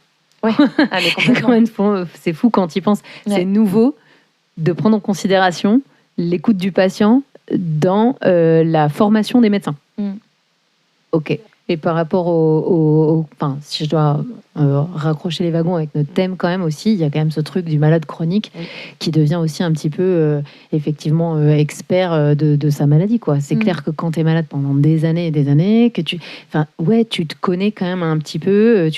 Moi, mes traitements, je les connais absolument par cœur, donc les mêmes, ça va jusqu'aux méthodes d'injection. Et par exemple, ça m'est arrivé. Donc moi, globalement, j'ai de très bons rapports avec l'équipe soignante de là où je suis prise en charge, et je suis très satisfaite et j'ai vraiment rien à dire. On a toute l'équipe, ça se passe bien. Mais il y a eu une fois quelques fois où j'ai pu vivre ce truc de non-écoute. Et notamment une infirmière à qui j'ai expliqué par rapport à l'injection, la façon dont il fallait la faire, parce que je voyais que c'est une injection quand même particulière qui se fait sur 10 minutes. Qui est un produit très épais, très dense, donc il faut l'injecter d'une certaine façon, etc., etc. Et je voyais que le geste n'était pas maîtrisé. Ça se voit. Enfin, quand tu es habitué et que tu viens depuis tant d'années, que tu en as fait tant de fois, en fait, quand on a fait 100, franchement, la 110e, tu sais comment elle doit se passer, quoi. Enfin, Et ça, j'ai trouvé ça fou parce que je lui ai juste dit, mais sans oser aussi. Tu sais, on a toujours ce truc de pas vouloir déranger et de pas vouloir, voilà. L'infirmier, oui. Et du coup, je dis, ouais, par contre, je crois qu'il me semble que là, par contre, non, parce que c'est pas tout à fait comme ça. Elle m'a renvoyé valser et elle a fait son truc comme elle voulait. Et donc, qu'est-ce qui s'est passé ? Il s'est passé que le produit n'a pas du tout été absorbé, que ça fait une énorme boule. Et au-delà du fait que, en plus, vu le coût du produit, et puis après, pour moi, du coup, j'ai pas eu mon injection correctement, quoi, en fait, bien évidemment. Et donc, c'est même pas ça qui m'a fait le plus réagir. Ce qui m'a fait le plus réagir, c'est que juste après, elle a fait la même injection à une autre patiente qui est devenue mon amie, parce qu'avec toutes les années qu'on fait nos traitements ensemble, et elle a les mêmes traitements que moi, et ça fait des années. Et en fait, elle a vu ce qu'elle a fait sur moi. Elle a vu que je lui avais dit, mais par fierté, pour pas avouer que j'avais raison, en fait. Genre, ah bah oui, comme vous me l'aviez dit, ah bah oui, effectivement, ça va pas... voilà. Et en plus, elle a frotté. Voilà, le truc qui est vraiment la totale de tout ce qu'il faut, tout ce qu'il faut pas faire. Elle a frotté en me disant, non, mais si on frotte, ça va passer. D'accord ? Donc, erreur. Et elle a fait la même chose à la patiente juste après, qui a eu le même résultat, bien évidemment. Hein, voilà, pas de miracle. Donc, j'ai pris en photo nos cuisses. Et là, pour le coup, c'est la seule fois dans tout mon parcours, donc en 10 ans, donc ça reste très, très, très rare, heureusement. Mais là, j'ai dû envoyer la photo par mail à mon oncologue, en fait. Et du coup, je sais que derrière, il y a eu une session d'information de la cadre de service pour toutes les équipes là-dessus, quoi. Alors que je pense que 99% des infirmières, enfin en tout cas moi ça m'est jamais arrivé en tant d'années, il y a qu'une fois. Et je pense que c'est parce que c'était une remplaçante, etc. Enfin, il y a une explication sans doute, mais en fait le plus gênant c'est pas l'erreur, le plus gênant c'est la non-écoute. En fait, comment est-ce qu'aujourd'hui votre quotidien, comment est-ce qu'il se met en place entre les traitements et votre vie à côté ? Est-ce que vous mettez en place des choses pour avoir cette espèce de sentiment de normalité ? Alors, moi, je pense que je répondrai un peu en rattrapant ce que j'ai dit avant. Pour l'instant, j'ai pas trouvé encore de vraie stabilité. Je dirais que c'est des phases. Après, je pense m'en sortir vraiment pas mal au quotidien, honnêtement. J'aimerais que ce soit encore mieux, mais honnêtement, ça va. J'arrive à garder un moral à peu près stable, j'arrive à gérer à peu près mes angoisses. Comment tu le fais justement ? Est-ce que tu as des choses que tu mets en place à côté En fait, je m'impose un peu des routines. Donc parfois, c'est vrai que je pense que je m'en impose un peu trop et que je suis un peu trop exigeante envers moi-même. Mais en même temps, ça m'aide. J'essaye de faire du sport. Donc ça m'aide, en fait, je pense, au niveau du moral, du mental et surtout au niveau des douleurs chroniques et tout. Je pense vraiment que ça a un rôle. Et ensuite, j'essaye quand même de garder un lien toujours avec mon entourage. Et ça me fait du bien d'avoir des moments aussi où la maladie n'a pas forcément sa place, même si elle est toujours prise en compte. Et c'est ce que je demande à mon entourage. J'ai pas envie d'aller rejoindre mes potes pour faire un truc que je peux pas faire. Enfin, tu vois, ça n'a aucun sens. Mais le fait parfois d'être dans une forme de légèreté, ça fait du bien. Parfois, ça peut avoir le syndrome un peu un peu comme quand tu reviens de vacances et que tu es triste. Et souvent, ça me fait ça. Parfois, quand je passe un super moment, j'ai un peu ah ouais, en fait, ok, c'était trop bien, mais malheureusement, c'est pas ton quotidien. Tu vois, il y a un peu ce truc-là. Donc, c'est toujours un peu très fluctuant et c'est pas facile moralement de garder le cap. Je pense que, honnêtement, je sais pas comment je fais pour vraiment tenir. Je pense que mon mec me dit tout le temps, je sais pas comment tu fais, en mode de t'es surhumaine. Mais en fait, j'ai l'impression que c'est le cas de tous les patients. Enfin, il y a un espèce d'instinct de, je sais pas, de survie, de je sais pas quoi, qui fait que tu arrives à garder le cap la plupart du temps. Parce que bien sûr que c'est pas toujours le cas. Et justement, quand ça va pas, j'ai aussi mon petit programme où j'aime bien m'isoler, faire ci, ça. Je sais que maintenant, quand ça va pas, il faut que je fasse des trucs toute seule pour moi, aller au cinéma, je sais pas, faire des bijoux, aller marcher avec des écouteurs. En fait, j'ai un peu mes routines comme ça en fonction et ça m'aide quand même pas mal. Et après, j'avoue que de vivre avec quelqu'un aussi, c'est chouette au quotidien. Ça apporte quand même du soutien et une forme de routine et de sérénité un peu quand même, je pense, qui aide. Et ouais, majoritairement ça. Et essayer de programmer des choses positives aussi, des week-ends avec des potes, des vacances.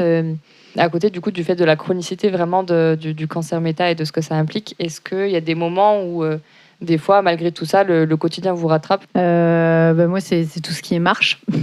Randonnée, j'ai un léger souci de crampes. Là, voilà, on a dû mettre 2 fois pause pour cette raison-là. On adore, voilà. C'est super. Donc oui, j'ai souvent des problèmes. Donc c'est les effets secondaires des traitements classiques, hein, mais en fait, j'aurais jamais pensé que juste des petites crampes ou des douleurs musculaires puissent être handicapantes à ce point. Et en fait, c'est vrai que c'est assez limitant. Enfin, c'est même très limitant. Pour une anecdote un peu drôle, cocasse pour le moins, quoi. Par exemple, on a fait une randonnée cet été avec les enfants. On était confiants. On est partis confiants. Let's go. Voilà. La crampe ne nous aura pas. Ouais. 5 km à flanc de falaise. Le truc, normalement easy, parcours vert. On est rentré en Uber. Uber dans les falaises, let's go. Ils sont venus nous chercher à un endroit improbable et je pensais même pas qu'il y avait un Uber à Saint-Raphaël dans le Var au milieu de rien. Mais parce qu'on n'était pas dans la ville en plus. Mais bref, voilà, ça j'aurais jamais cru que je sois pas en capacité à 38 ans de faire une rando de 4 km. Donc et sur le coup, là maintenant j'en rigole, mais sur le coup j'en ai pleuré énormément parce que en fait c'est se rendre compte de ses limites, c'est se dire qu'on est, et puis c'est aussi devant les enfants. Oui, puis tu avais envie de faire ça, de partager ce moment avec eux. Et puis la douleur d'une crampe, des fois une vraie crampe, je parle d'une crampe liée à des traitements, ça n'a rien à voir avec la crampe qu'on a sous le pied, qu'on a tous eu une fois dans notre vie. Là je parle d'une crampe qui immobilise totalement un membre en fait, donc du pied en passant par le mollet, le genou, la cuisse. Oui, là, toute ta tu l'as en anatomie parfaite. Voilà, et la jambe est vrillée quoi, et en fait on peut rien faire, on peut pas poser le pied au sol, etc. Et ça dure longtemps. Et du coup, ça paraît, c'est pas si grave, mais symboliquement, c'était lourd. Et après, moi, c'est la vie associative essentiellement qui m'a permis de dépasser, d'être proactive en fait dans ce qui se passait dans ma vie et de reprendre la main. De trouver un sens et d'être actrice par rapport à ça et de te dire tu mets ta pierre à l'édifice à fond. Oui. Et de reprendre le pouvoir en fait, de se dire cette maladie elle est là et je vais en faire quelque chose que je maîtrise parce qu'elle m'a beaucoup trop maîtrisée sur beaucoup de choses et elle a été décisionnaire et elle a imposé beaucoup de choses dans ma vie. Donc maintenant, je la prends et qu'est-ce que je vais faire avec? Et donc, il se trouve, c'est donc Jeune et Rose. Pour contextualiser un petit peu, donc Jeune et Rose, c'est une association qu'on a fondée en 2017. On était deux patientes au départ. Donc il y avait Christelle Rakoto-Harimanana et moi-même. Et en fait, on s'est toutes les deux rencontrées pendant nos traitements. Enfin, elle était à la fin de son parcours, moi au début du mien. Et on nous a mis en contact de façon faussement fortuite. Et du coup, c'est cette mise en contact qui a permis qu'elle m'accompagne pendant tout mon parcours. Enfin, qu'elle m'accompagne, qu'on échange, qu'elle soit là pour moi.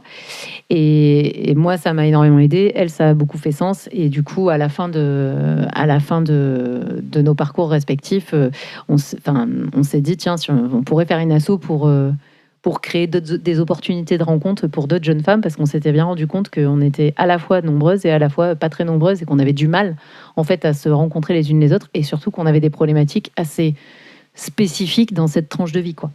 C'est pas pareil d'avoir un cancer avant 40 ans, parce qu'il y a tout le sujet du travail, de la parentalité, etc. Donc on a créé Jeune et Rose avec 3 aspects. Le premier, donc la pérédance, le soutien entre patientes qui vivent la même chose dans la même phase de vie. C'est avec Les Tétonnantes.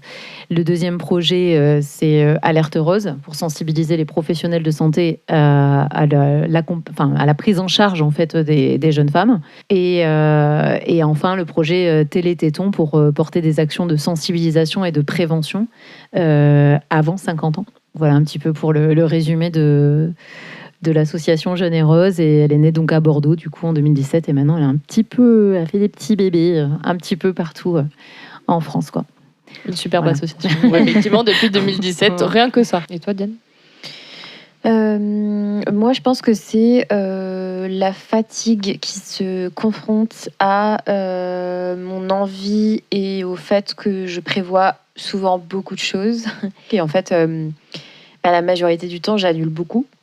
Et alors, personne ne me fait jamais de reproches, mais c'est vrai que pour moi, c'est toujours compliqué moralement de décommander un truc.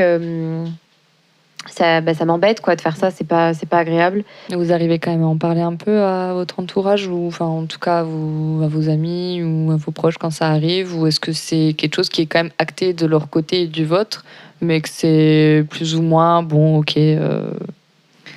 Moi, du côté de mon entourage, en fait, le fait que j'ai ces traitements depuis si longtemps, je pense qu'ils l'ont oublié. Ils l'ont complètement oublié. En fait, je pense que la majorité des gens de mon entourage, parce que je n'en parle pas plus que ça non plus dans le détail, voilà, mais aussi parce que c'est un peu mon quotidien, enfin voilà, mais dans l'asso. Donc en fait, si je leur parle de cancer, je vais plutôt parler de mes engagements, mais pas de ma situation médicale, en fait. Et donc du coup, finalement, je pense que c'est une partie qui est zappée. Et donc non, je crois que les limites que je peux avoir en termes de temps, de dispo ou de fatigue par rapport aux effets secondaires, etc., ou de me demander des nouvelles par rapport à mes traitements, c'est quelque chose qui est plus trop fait. Ou alors, si un jour je dis demain, non, je peux pas, là, je peux pas parce que j'ai mes traitements, moi, je vais le sortir comme ça, et ils vont me dire, comment ça, tes traitements? Mais voilà. T'es quoi? mais d'où? Mais comment? Mais c'est... Ah bon? Mais il s'est passé quelque chose et tout? Non, c'est toujours pareil, en fait, mais c'est... Ah bon, mais depuis toutes ces... Mais ça s'est pas arrêté. Ben non, en fait. C'est fou, c'est vrai que c'est très régulièrement que j'ai vraiment des trucs comme ça où je dois dire, oui, il n'y a pas eu de baguette magique qui est passée. C'est pas parce que on n'en parle plus que ça n'existe plus. C'est juste voilà. Donc moi, j'ai plutôt cette sensation par rapport à mon entourage. C'est pas du tout un reproche ou quoi, parce que c'est aussi moi qui n'en parle pas. Mais donc c'est ok.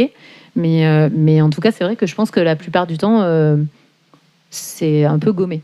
Oui, la vie continue, il te voit aller bien, entre guillemets, en apparence. Et effectivement, ça se voit pas. Et oui. Et donc, forcément. Est-ce que parfois, ça te frustre quand même le fait que les gens oublient un peu, tu vois? Ce qui me gêne, c'est le... oui, mais du coup, c'est de ressentir presque un genre d'agacement de « Ah bon, mais c'est encore là? Mais comment? Mais quoi ?» Donc ça, c'est gênant, quoi, parce que, pardon. Pardon d'être encore là-dedans. Ou alors, oui, mais non, mais quand même, mais t'es guéri quand même. Même si t'as encore des traitements, mais t'es guéri. Ben non. Mais si, c'est vrai. Et voilà, il y a cette forme. Ça peut me crisper, on va dire un peu. Je pense que c'est parce qu'il y a certaines personnes qui n'arrivent pas à endosser cette réalité-là, tu vois. Oui.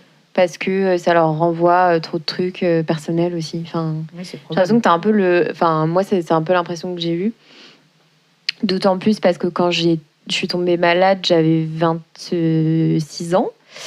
Et du coup, c'est un âge où c'est très rare quand même d'avoir pensé à des maladies graves, enfin la mort et tout, quoi. Et j'avais vraiment l'impression de renvoyer ce miroir-là aux gens, en fait. Enfin, aux gens, à mes amis. Et ça, c'était compliqué. Et aujourd'hui, je pense qu'ils l'ont bien compris, même si je pense que c'est compliqué et qu'ils ne comprennent pas trop mes traitements. Enfin, je parle pas forcément de la majorité. On va dire que mes amis proches, ils essayent quand même vraiment de rester... assez alerte et informée et un peu technique, enfin à comprendre à peu près quand même. Mais mes amis, genre un peu plus potes que je vois un peu moins souvent, on va dire, je pense qu'ils sont un peu largués, quoi. Ils savent plus trop. Tu sens vraiment un sentiment de décalage avec eux.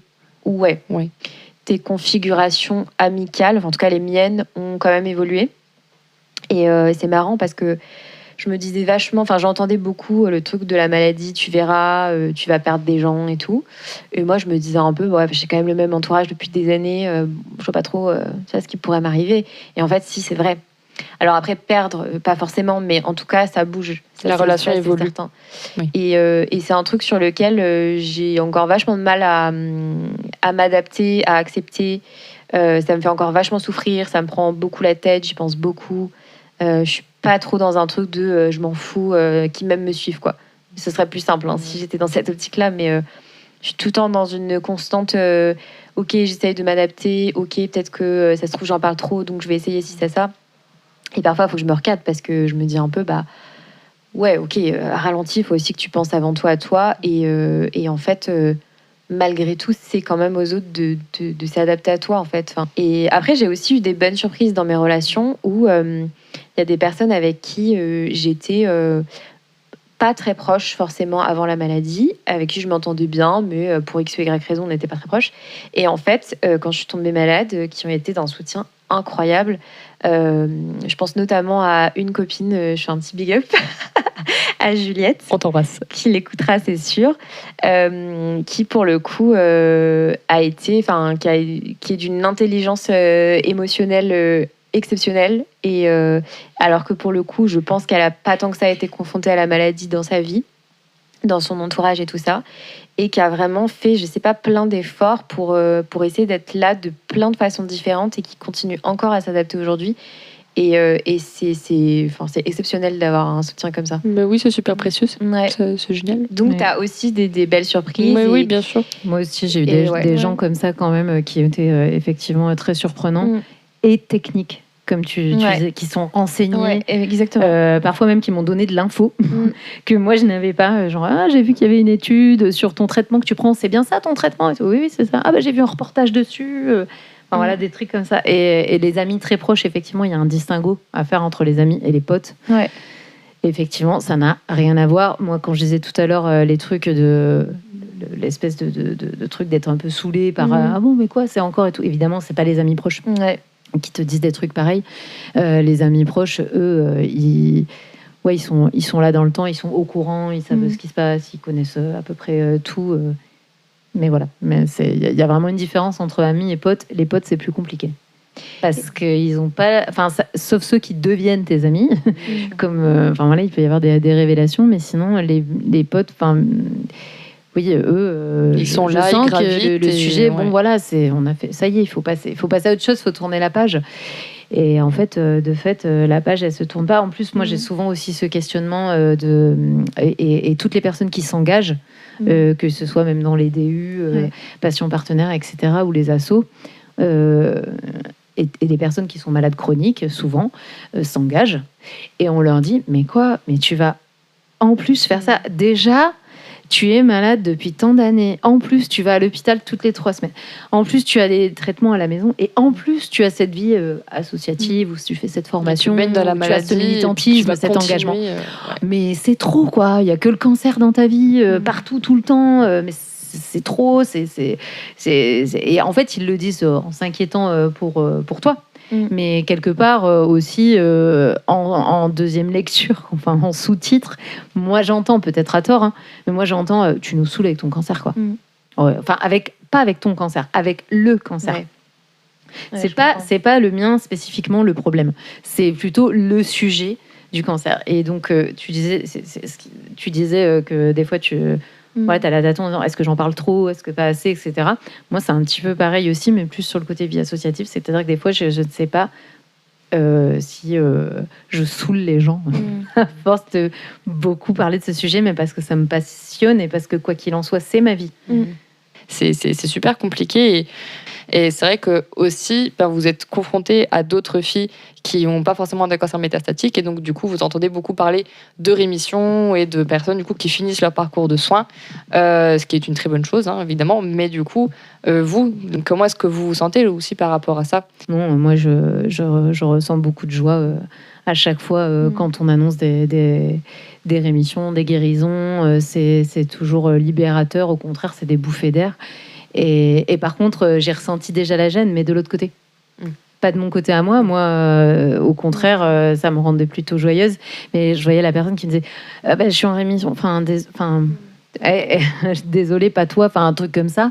Alors que pas du tout. Enfin, il n'y a pas de lien. Comme moi, je peux ressentir, ou j'ai ressenti tout à l'heure, de la gêne ou ce sentiment je pense, d'imposture, ou de me dire, oui, mais enfin, voilà, moi, c'est facile pour moi, quoi, avec mes traitements qui fonctionnent, le même traitement depuis des années. Enfin, voilà, c'est forcément, la comparaison, elle est jamais bonne. Mais en tout cas, moi, je l'ai plus souvent vue me concernant dans l'autre sens, enfin, voilà. Dans le sens de se dire désolé pour toi, quoi, en fait, en gros.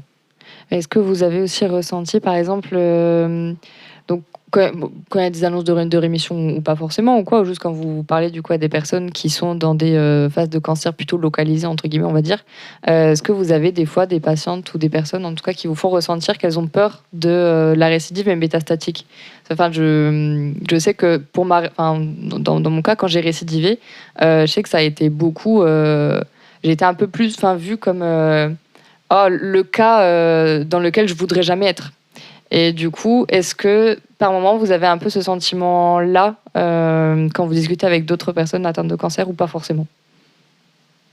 Oui, mais moi, mot pour mot, en fait, j'ai déjà eu des fois, c'est sorti tout seul, en fait, parce que justement, on l'oublie. Parce que comme c'est toujours pareil, quoi, comme c'est un truc un petit peu en fond, en trame de fond, qui est toujours là depuis tellement d'années, même avec d'autres patientes que je connais depuis très très longtemps, ça peut arriver des fois qu'on oublie et qu'on me dise est-ce que je veux surtout pas, tant que j'ai pas de métastase, tout va bien. Et après, elle me regarde.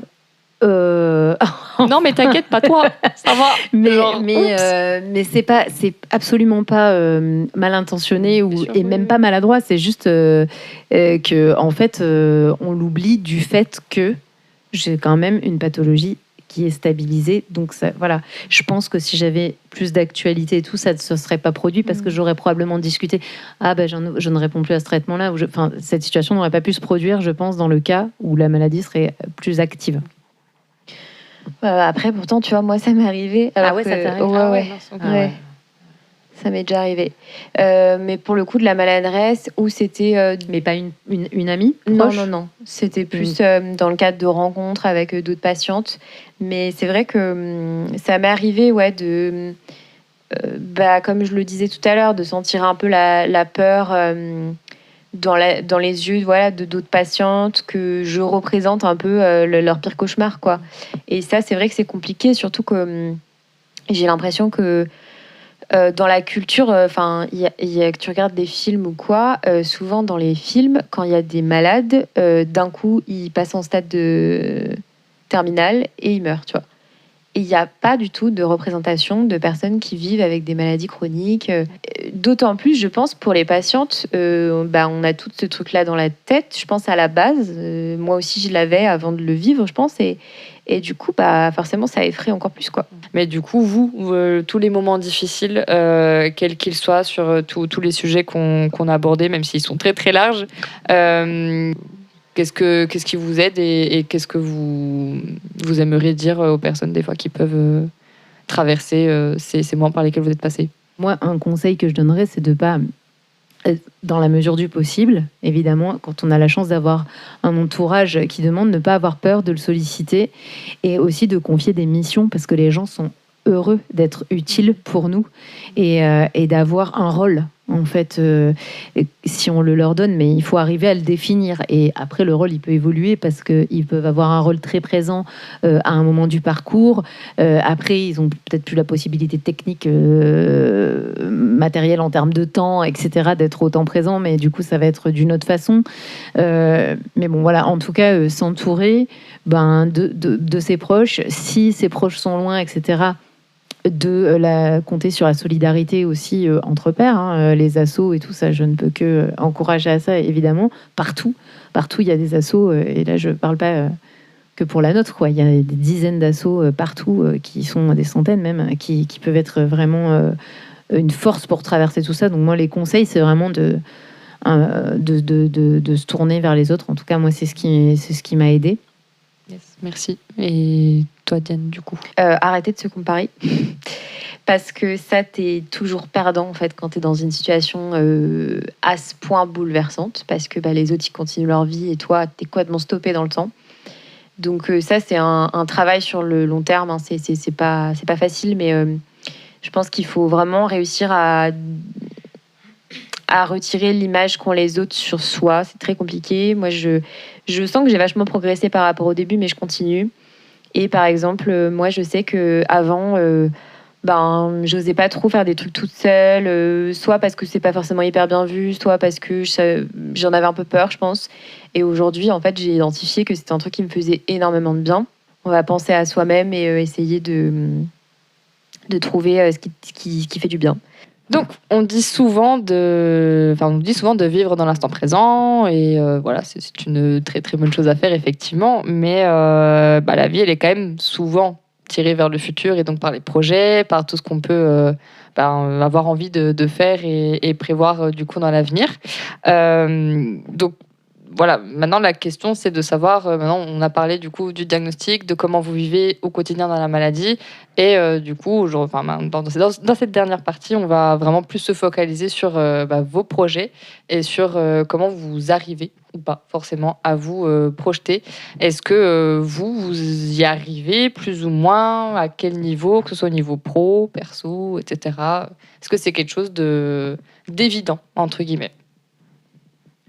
Alors, moi, pas du tout évident. Je pense que c'est cohérent avec tout ce que j'exprime depuis Totalement. le début de l'épisode, mais pour l'instant, c'est un peu chaotique. J'avoue que cette phrase un peu de « faut être dans l'instant présent », je peux plus me l'entendre. Enfin, j'ai l'impression que c'est un peu ce que les médecins m'ont toujours répété depuis le début, mais sans trop écouter non plus ce que j'avais à dire. Mais que c'était « non, mais il faut vous concentrer sur l'instant présent, sur l'instant présent ». À l'instant présent, en ce moment, c'est pas super fun, quoi. En fait, ça a un côté positif et je comprends la phrase, mais c'est juste qu'au bout d'un moment, ça limite et tu peux pas vivre toute ta vie dans l'instant présent. Enfin, je veux dire, personne n'y arrive. Donc, c'est compliqué. Après, on m'a dit non, mais il faut que vous vous projetiez dans le futur et tout. J'étais là, faudrait savoir, genre l'instant présent, le futur. Et en fait, je pense qu'au début, j'étais un peu bloquée dans le passé parce que je me comparais beaucoup à la moi d'avant. Donc forcément, tu es un peu toujours perdant à ces comparaisons-là. Comme tu disais tout à l'heure, les comparaisons, c'est jamais bon. Donc c'était compliqué. Donc j'étais plus dans le passé que dans le futur. Et là, j'essaye un peu de me projeter, mais c'est compliqué parce que pour le coup, comme moi, je change beaucoup de traitements malheureusement. En fait, tu dois te réadapter à chaque fois et t'as pas les mêmes symptômes, t'as pas les mêmes contraintes. Donc c'est compliqué. Là, j'aimerais bien me remettre à travailler, mais je ne sais pas du tout dans quelle direction partir. Du coup, j'ai ce projet d'écriture d'un livre. Donc ça prend du temps, mais pour le coup, c'est du travail qui n'est pas rémunéré, donc c'est pas évident. À côté de ça, j'aimerais bien trouver un taf, mais de quoi je vais être capable, quelle quantité de travail je suis capable d'encaisser. Et puis en plus, pour le coup, je suis tombée malade. J'avais pas beaucoup de carrière professionnelle derrière moi. Ça faisait 3 ans à peine que je bossais. Du coup, j'ai pas développé de réseau professionnel. J'ai pas beaucoup d'expérience. Donc, je me dis si je reprends mon activité, du coup, j'ai une formation de psy à la base. Comment est-ce que je reprends ça? Est-ce que je suis capable, surtout, de toujours faire ce métier-là? Ce qui est pas facile. Je trouve que quand soi-même on a vécu des trucs aussi difficiles. Il y a plein de questions qui se posent. Est-ce que j'ai envie au final de m'investir encore plus dans l'aspect maladie et d'en faire vraiment ma profession, ou au contraire en fait faire un truc totalement différent? J'ai pas de réponse. Donc j'essaye de pas mettre trop la pression. Voilà. Je suis un peu dans le flou. J'essaye d'accepter d'être dans le flou et d'y aller petit à petit et voilà. Mais j'aimerais bien quand même retrouver une activité. C'est vrai que même si je fais plein de trucs au quotidien, redonner peut-être un peu du sens aussi via une activité pro, ce serait pas mal. Ouais, voilà. Oui. Et toi, Mel, je pense que oui, la question du travail, c'est une vraie grosse question sur le cancer méta, parce que c'est vrai que, en fait, en gros, il faut pratiquement trouver trouver ou créer ou imaginer un job sur mesure. Hein, voilà, et c'est l'aiguille dans la botte de foin. Et du coup, c'est pas toujours possible. Et puis, en plus de ça, c'est possible, effectivement, comme tu disais, à un moment T, mais peut-être pas 6 mois plus tard, ça marche plus. Ou au contraire, ça va mieux, donc on prend plus d'engagement. Et puis après, oups, on en a pris trop. Donc, voilà. Donc, là, c'est une adaptation qui est hyper subtile. Rester sans activité pendant plusieurs années, ça peut vraiment plomber le moral. Et puis, ça nous enferme aussi dans ce truc d'être que patient. Donc, c'est vraiment c'est un gros sujet. Pour ce qui est de la projection dans l'avenir, moi, j'ai quand même aussi pas mal de difficultés sur la projection à long terme. Je n'arrive pas trop à m'imaginer qu'un jour, j'ai 60 ans, quoi, par exemple. Ou même moins, même 50. En fait, il y a des trucs où j'ai un peu du mal à m'imaginer que ce soit faisable. Pourtant, je suis stabilisée, etc. Mais c'est des trucs, j'essaye, mais j'arrive pas à avoir ce genre de projection là. Par contre, ce qui est un peu bizarre, j'arrive à imaginer un futur pour les actions que je fais. Voilà. Pour les... Genre le dossier de subvention à déposer dans 3 mois ou 6 mois. Là, il y a pas de problème. Voilà, pour des actions que je porte ou quoi, j'arrive à me projeter, mais en fait, pas moi-même. Enfin, voilà, donc je sais pas trop comment l'exprimer, mais c'est vraiment ce truc de... Je vois le futur, pour ce qui me concerne moi, je vois le futur vraiment sur on va dire, plutôt sur 2-3 ans max. Et ça a toujours été comme ça depuis le début. Et pourtant, je suis surprise parce que chaque fois, je me dis, ah bah non, en fait, voilà. Et ça, quand je me dis que ça va bientôt faire 10 ans... Ça paraît surréaliste. Vraiment. Oui. C'est marrant parce que moi, j'ai l'impression d'être dans l'opposé.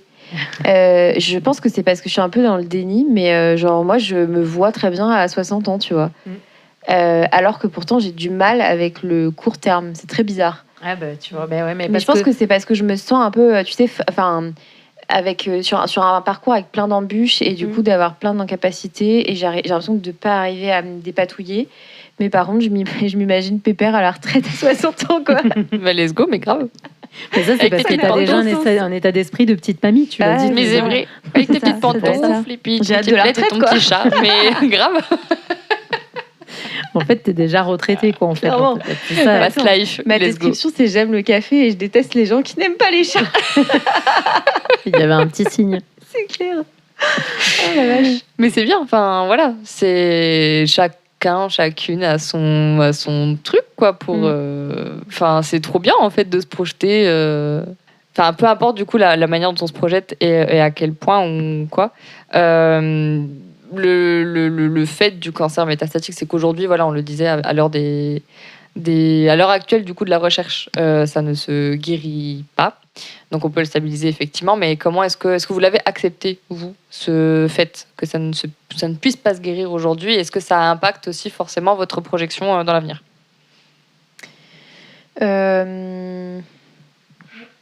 Je pense que je l'ai accepté parce que on me l'a quand même bien fait comprendre.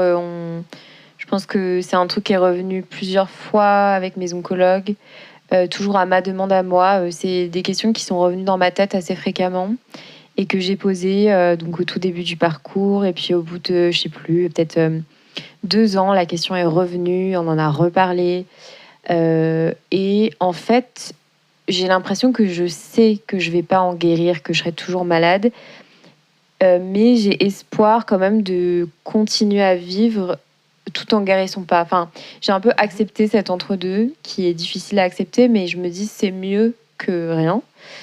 Et même si ça demande des concessions et que ma vie elle est beaucoup plus compliquée que certaines autres personnes, j'arrive quand même à faire avec, quoi. Et comme on le disait tout à l'heure, la vie elle continue et puis du coup ça prend le dessus, quoi. Oui. Ouais, c'est ça. Moi, je trouve ça très, très, très juste, cette histoire d'entre-deux. Là, ça me parle énormément. Effectivement, pas complètement guéri, pas totalement malade. Enfin, la maladie est là, mais on peut quand même aller bien, en tout cas le mieux possible, quoi. Et voilà. Après, moi, j'ai quand même un petit espoir sur la guérison pour les cancers métastatiques, mais pas dans un avenir proche, quoi. Mais en tout cas, par rapport à ce qu'on disait tout à l'heure sur les évolutions de la science. Je pense qu'il y a possibilité qu'un jour, quand même, on passe ce step, en fait, de... Ah oui, il y a beaucoup d'espoir. Il y a beaucoup d'espoir et il y a vraiment beaucoup de choses qui bougent et qui changent. Et... Que ce soit plus compliqué à prendre en charge qu'un cancer non métastatique, ça... voilà, c'est sûr. Mais par contre, qu'il y ait des possibilités de rémission, à minima, je pense que c'est possible. Et c'est ce message-là aussi qu'on veut vraiment faire passer aussi. C'est qu'il y a beaucoup, beaucoup d'espoir. Et effectivement, malgré cet entre-deux, malgré la chronicité, aujourd'hui, on arrive quand même à faire des progrès énormes.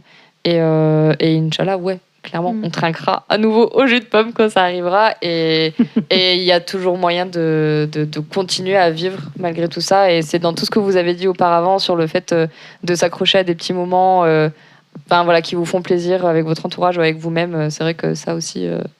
c'est des choses, j'imagine, qui font accepter aussi la chronicité et le fait que c'est un nouveau quotidien, mais que mine de rien, il y a des choses qui se mettent en place pour avancer. Et du coup, à ce niveau-là, qu'est-ce que vous diriez aux personnes qui ont un cancer métastatique aujourd'hui ? Pour ce qui est de la projection dans le temps, c'est essayer peut-être de mettre des objectifs qui ne soient pas trop haut, qui soit atteignable le plus possible pour avoir des petites joies, des petites victoires régulières. Et peut-être pas, moi, au départ, je me mettais des grands objectifs sur lesquels j'avais pas de visibilité. Du coup, beaucoup de pression, beaucoup d'angoisse, du genre, est-ce que je vais voir mes enfants rentrer au CP ? Voilà, c'était alors qu'elle avait 2 ans, donc elle aurait dû plutôt viser la maternelle, par exemple. Après, c'est normal d'aller loin, quoi, parce que tu te projettes normalement, dans toute la scolarité de tes enfants, et donc forcément, mais c'est en naturel. Fait, du coup, ça met beaucoup de pression, et en fait, finalement, ça met, c'est légitime comme inquiétude et interrogation, mais en fait.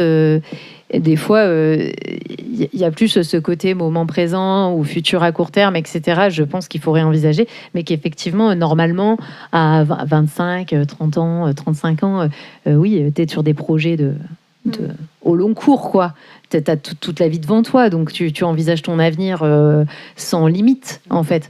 Et c'est vrai que quand tu as une maladie chronique, du coup, cette perspective-là, elle change, et c'est ce qui est le plus difficile, à trouver le bon curseur de ta perspective. Pour que ça te plombe pas.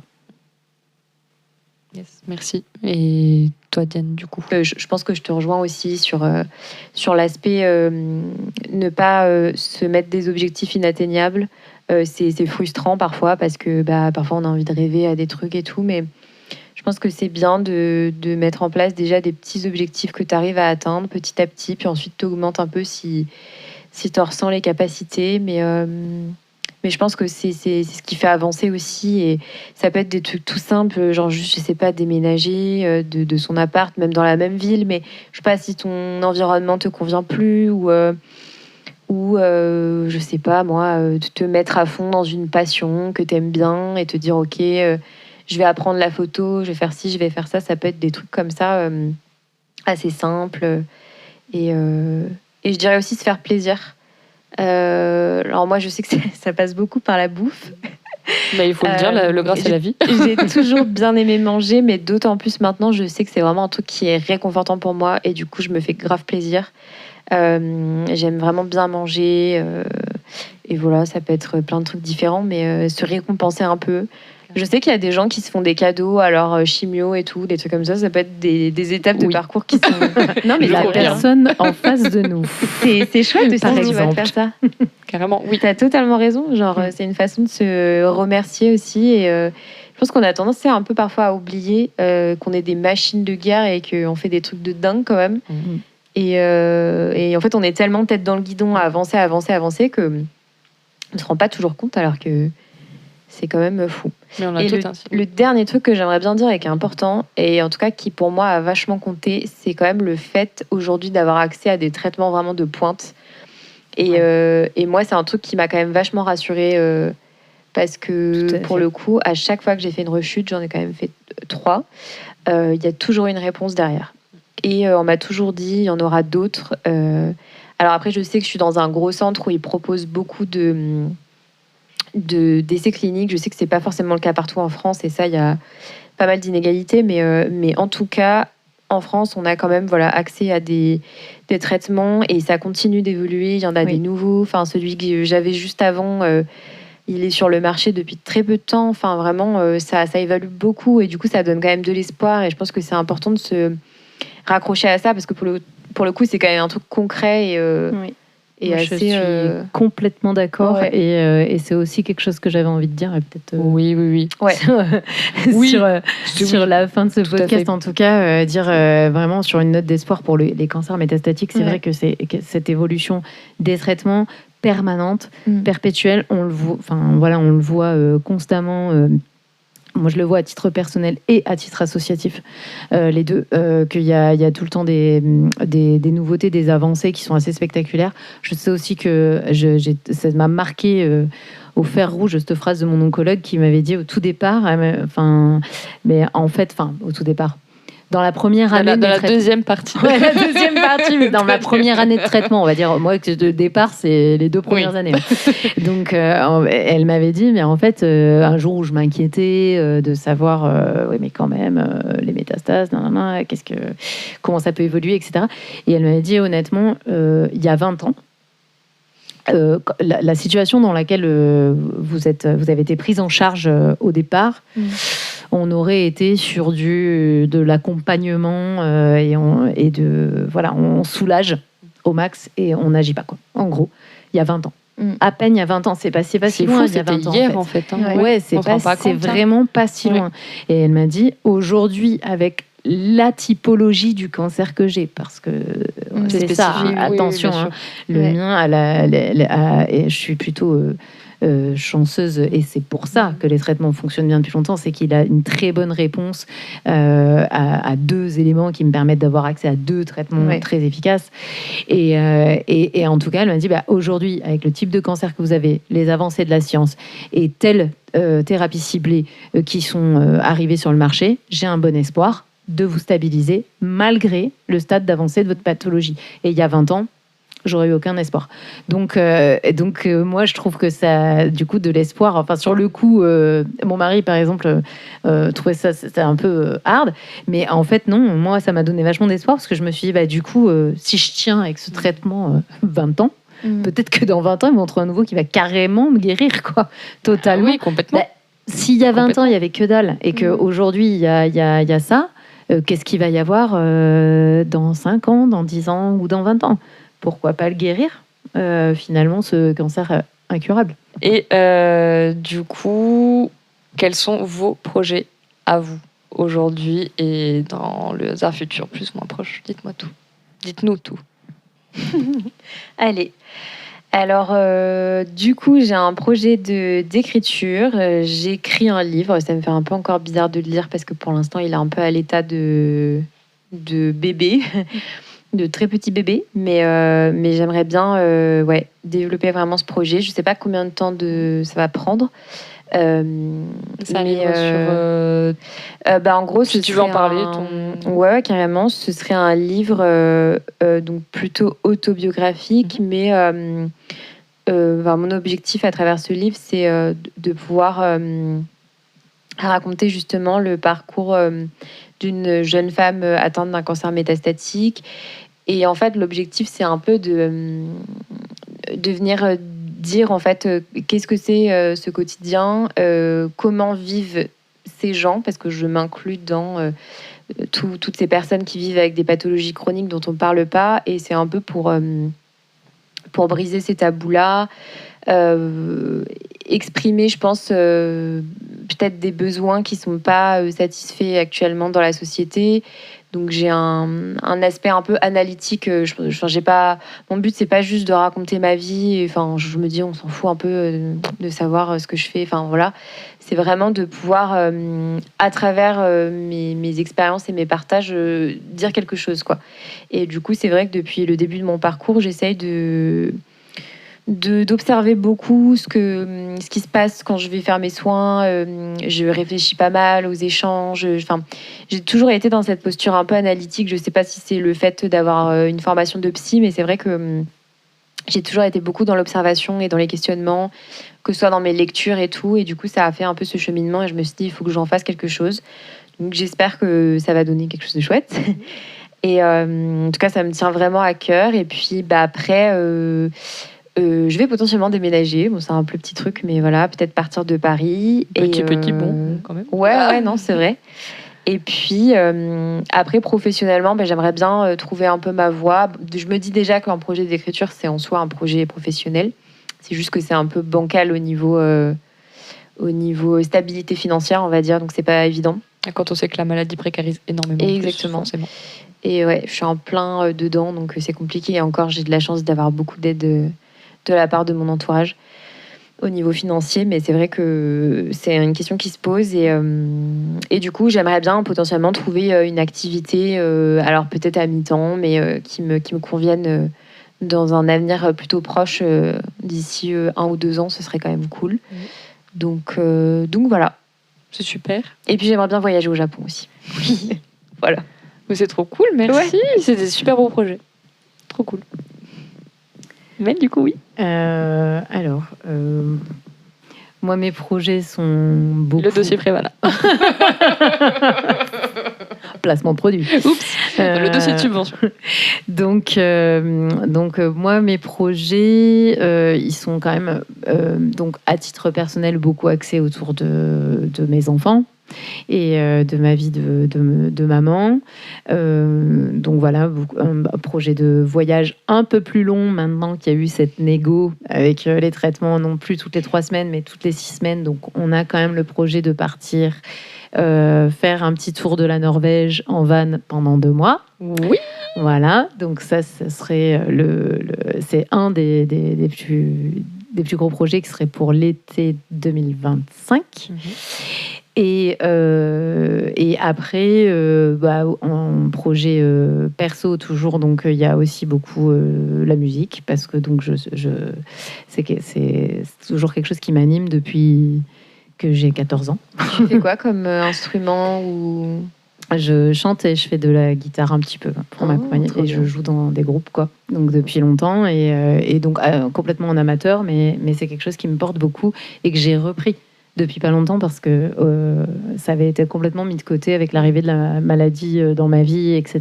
Et voilà, donc je me suis remise là-dedans depuis 2 ans. Donc le projet, c'est de développer ça un petit peu. Et puis professionnellement et associativement, vu que moi maintenant ces 2 parties de ma vie sont communes. Voilà, donc c'est de continuer de faire avancer Jeune et Rose et tout ce que porte l'association pour stabiliser nos projets le plus possible, et que voilà, que cet asso continue de prendre son envol. Oui, c'est ça, je voulais dire, elle a déjà bien pris son envol, ouais, mais elle a bien pris son envol, mais il faut stabiliser. Comment on dit, c'est rythme de croisière, c'est ça? Oui, c'est ça, trouver un rythme de croisière. Voilà, j'aimerais bien travailler quand même un peu moins. Oui. Et du coup, ça veut dire qu'il faut construire les choses pour permettre ça, mais c'est un de mes projets de travailler un peu moins. Ça fait partie de mes projets pour pouvoir passer plus de temps sur les 2 premiers que j'ai dit. Voilà. Ok. Non, c'est top, les filles. Franchement, on vous le souhaite de tout cœur. Et c'est des super projets, des super plans, et c'est trop cool. Donc vraiment, merci beaucoup de vous être confiés aujourd'hui à nous. Et à toutes les personnes qui qui écoutent ce podcast, merci de vous avoir confié sur vos parcours. Vraiment, c'est super précieux. On le répétera jamais assez, mais vraiment tous les parcours de vie sont différents. L'objectif, c'est comme on le disait, c'est pas du tout de se comparer, parce que chaque cancer est particulier, chaque personne est unique dans ses ressentis, dans son histoire. Et on espère juste, en tout cas, que ces super témoignages de Mélanie et Diane vous inspireront et permettra du coup de votre côté de trouver des billes, des ressources ou des échos, quel que soit votre vécu, et en tout cas de vous en imprégner pleinement.